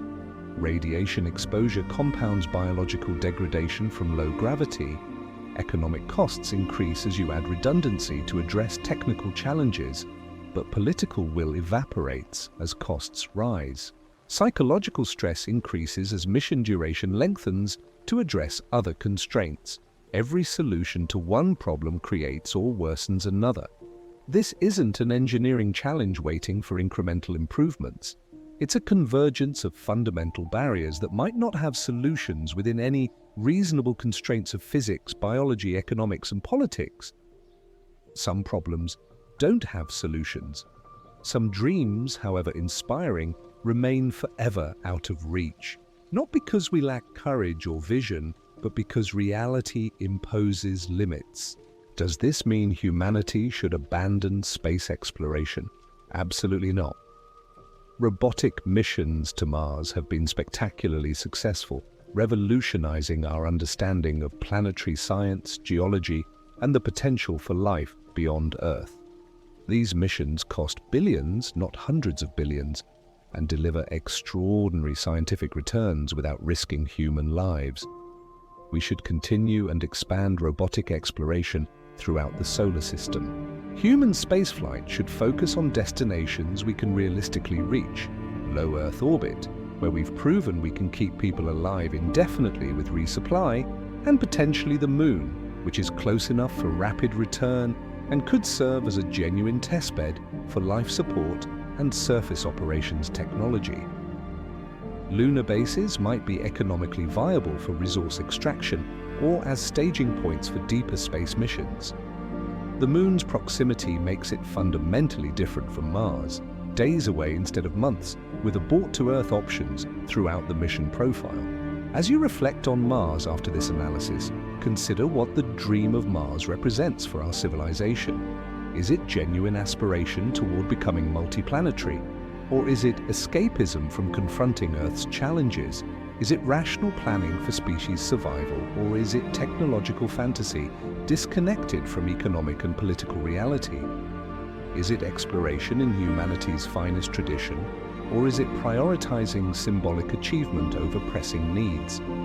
The resources that would fund Mars missions, the hundreds of billions of dollars, the decades of focused technical effort, the brilliant minds devoted to solving Mars challenges could instead address climate change, develop sustainable energy systems, eliminate poverty, cure diseases, and restore ecosystems. These aren't merely earthly concerns distracting from cosmic ambitions. They are existential priorities that determine whether human civilization survives and thrives long enough to eventually reach Mars or anywhere else beyond Earth. When you hear the next announcement about Mars timelines, NASA's plans for the 2030s, SpaceX's bold predictions, international partnerships declaring ambitious goals, remember what we've explored here. Those timelines assume technological breakthroughs that haven't occurred, costs that won't be funded, risks that are ethically questionable to impose on astronauts, and political will that has never materialized for programs of this scale and duration. They're not plans, they're aspirations, disconnected from the barriers we've documented. This doesn't make the people working on Mars missions dishonest or delusional. Engineers at NASA, SpaceX, and international space agencies are brilliant, dedicated professionals genuinely trying to solve these problems. But they operate within systems that demand optimistic projections, that require maintaining the appearance of progress to justify current funding, and that cannot publicly admit that Mars might be unreachable without seeming defeatist. The institutional incentives push toward optimism even when sober analysis suggests pessimism. You are not separate from this conversation. You are a citizen whose tax dollars fund NASA, whose support or opposition to space spending influences political priorities, whose cultural values shape whether society treats Mars as destiny or distraction. When politicians promise Mars missions, when entrepreneurs sell visions of Mars colonies, when media presents Mars as humanity's inevitable next step, you have the knowledge now to evaluate these claims critically. You understand the radiation that cannot be shielded against within mass budgets, the life support systems that have never achieved required reliability, the economics that don't close, the psychology that could collapse, and the philosophy that fails scrutiny. Perhaps centuries from now, historians will look back at our era and understand that Mars was never about reaching another planet. It was about what we told ourselves during a moment when Earth faced unprecedented challenges: climate disruption, biodiversity collapse, social fracturing, pandemic threats. And some of us chose to look skyward toward red deserts rather than inward toward the blue planet that made us. They might see the Mars dream as symptomatic of our age, technologically sophisticated enough to imagine colonizing other worlds, but politically and socially immature enough to struggle with managing the one world we have. Or perhaps those future historians will view this assessment as short-sighted, as too pessimistic, as failing to account for breakthroughs that eventually made Mars accessible. Maybe they'll read this analysis from a Martian settlement, having solved the problems we've declared unsolvable. If so, if humans have genuinely established sustainable presence on Mars, then I will have been wrong about one of the most important predictions anyone could make about humanity as future. I would be delighted to be wrong, but being wrong would require not just technological advancement, but fundamental changes to how we make decisions, allocate resources, and prioritize among competing goods. It would require solving the political problem of sustaining multi-hundred billion dollar commitments across decades. It would require solving the economic problem of justifying costs with no return on investment. It would require solving the biological problem of keeping humans healthy in hostile environments. It would require solving the psychological problem of maintaining sanity during years of isolation.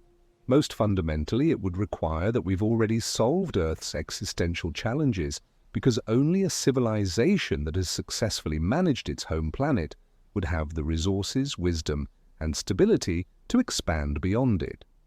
The barriers to Mars aren't merely technical obstacles awaiting better rockets or cleverer engineering. They're fundamental incompatibilities between human, biological and psychological needs, economic and political realities, and the hostile environment of interplanetary space. Mars is not a destination on our near-term horizon. It's a dream that reveals both the heights of human ambition and the depths of our unwillingness to confront what's directly in front of us. We will not reach Mars, not because we shouldn't try, but because the universe has established boundaries that our biology, our economics, our politics, and our psychology cannot overcome within any conceivable time frame that matters to people alive, today or their children. The dream will persist. Timelines will be announced and slip. Missions will be planned and delayed, and Mars will remain always 20 years away, far enough to inspire, close enough to feel possible, but fundamentally out of reach. If you made it this far, subscribe and give a thumbs up. And if this realistic assessment of space exploration resonated with you, check out my video on the Moon, Why We Stopped Going and Never Went Back, where we examine another space destination that proved economically and politically unsustainable despite technological success. I'm certain you'll find it illuminating. Right now, while you're watching this, rovers are exploring Mars, analyzing rocks, searching for signs of ancient life, and preparing for missions that might someday return samples to Earth. These robotic ambassadors can survive where humans cannot, work tirelessly where humans would struggle, and explore indefinitely where humans must eventually return home. They represent the realistic future of Mars exploration, not boots on the ground, but wheels and sensors and cameras operated by humans safely on Earth, expanding our knowledge without sacrificing lives, advancing science without bankrupting economies, fulfilling the explorer's spirit without denying the reality that some boundaries exist, not to be crossed, but to teach us the profound truth that our home planet, for all its challenges, remains the only world in the universe we know we can survive on.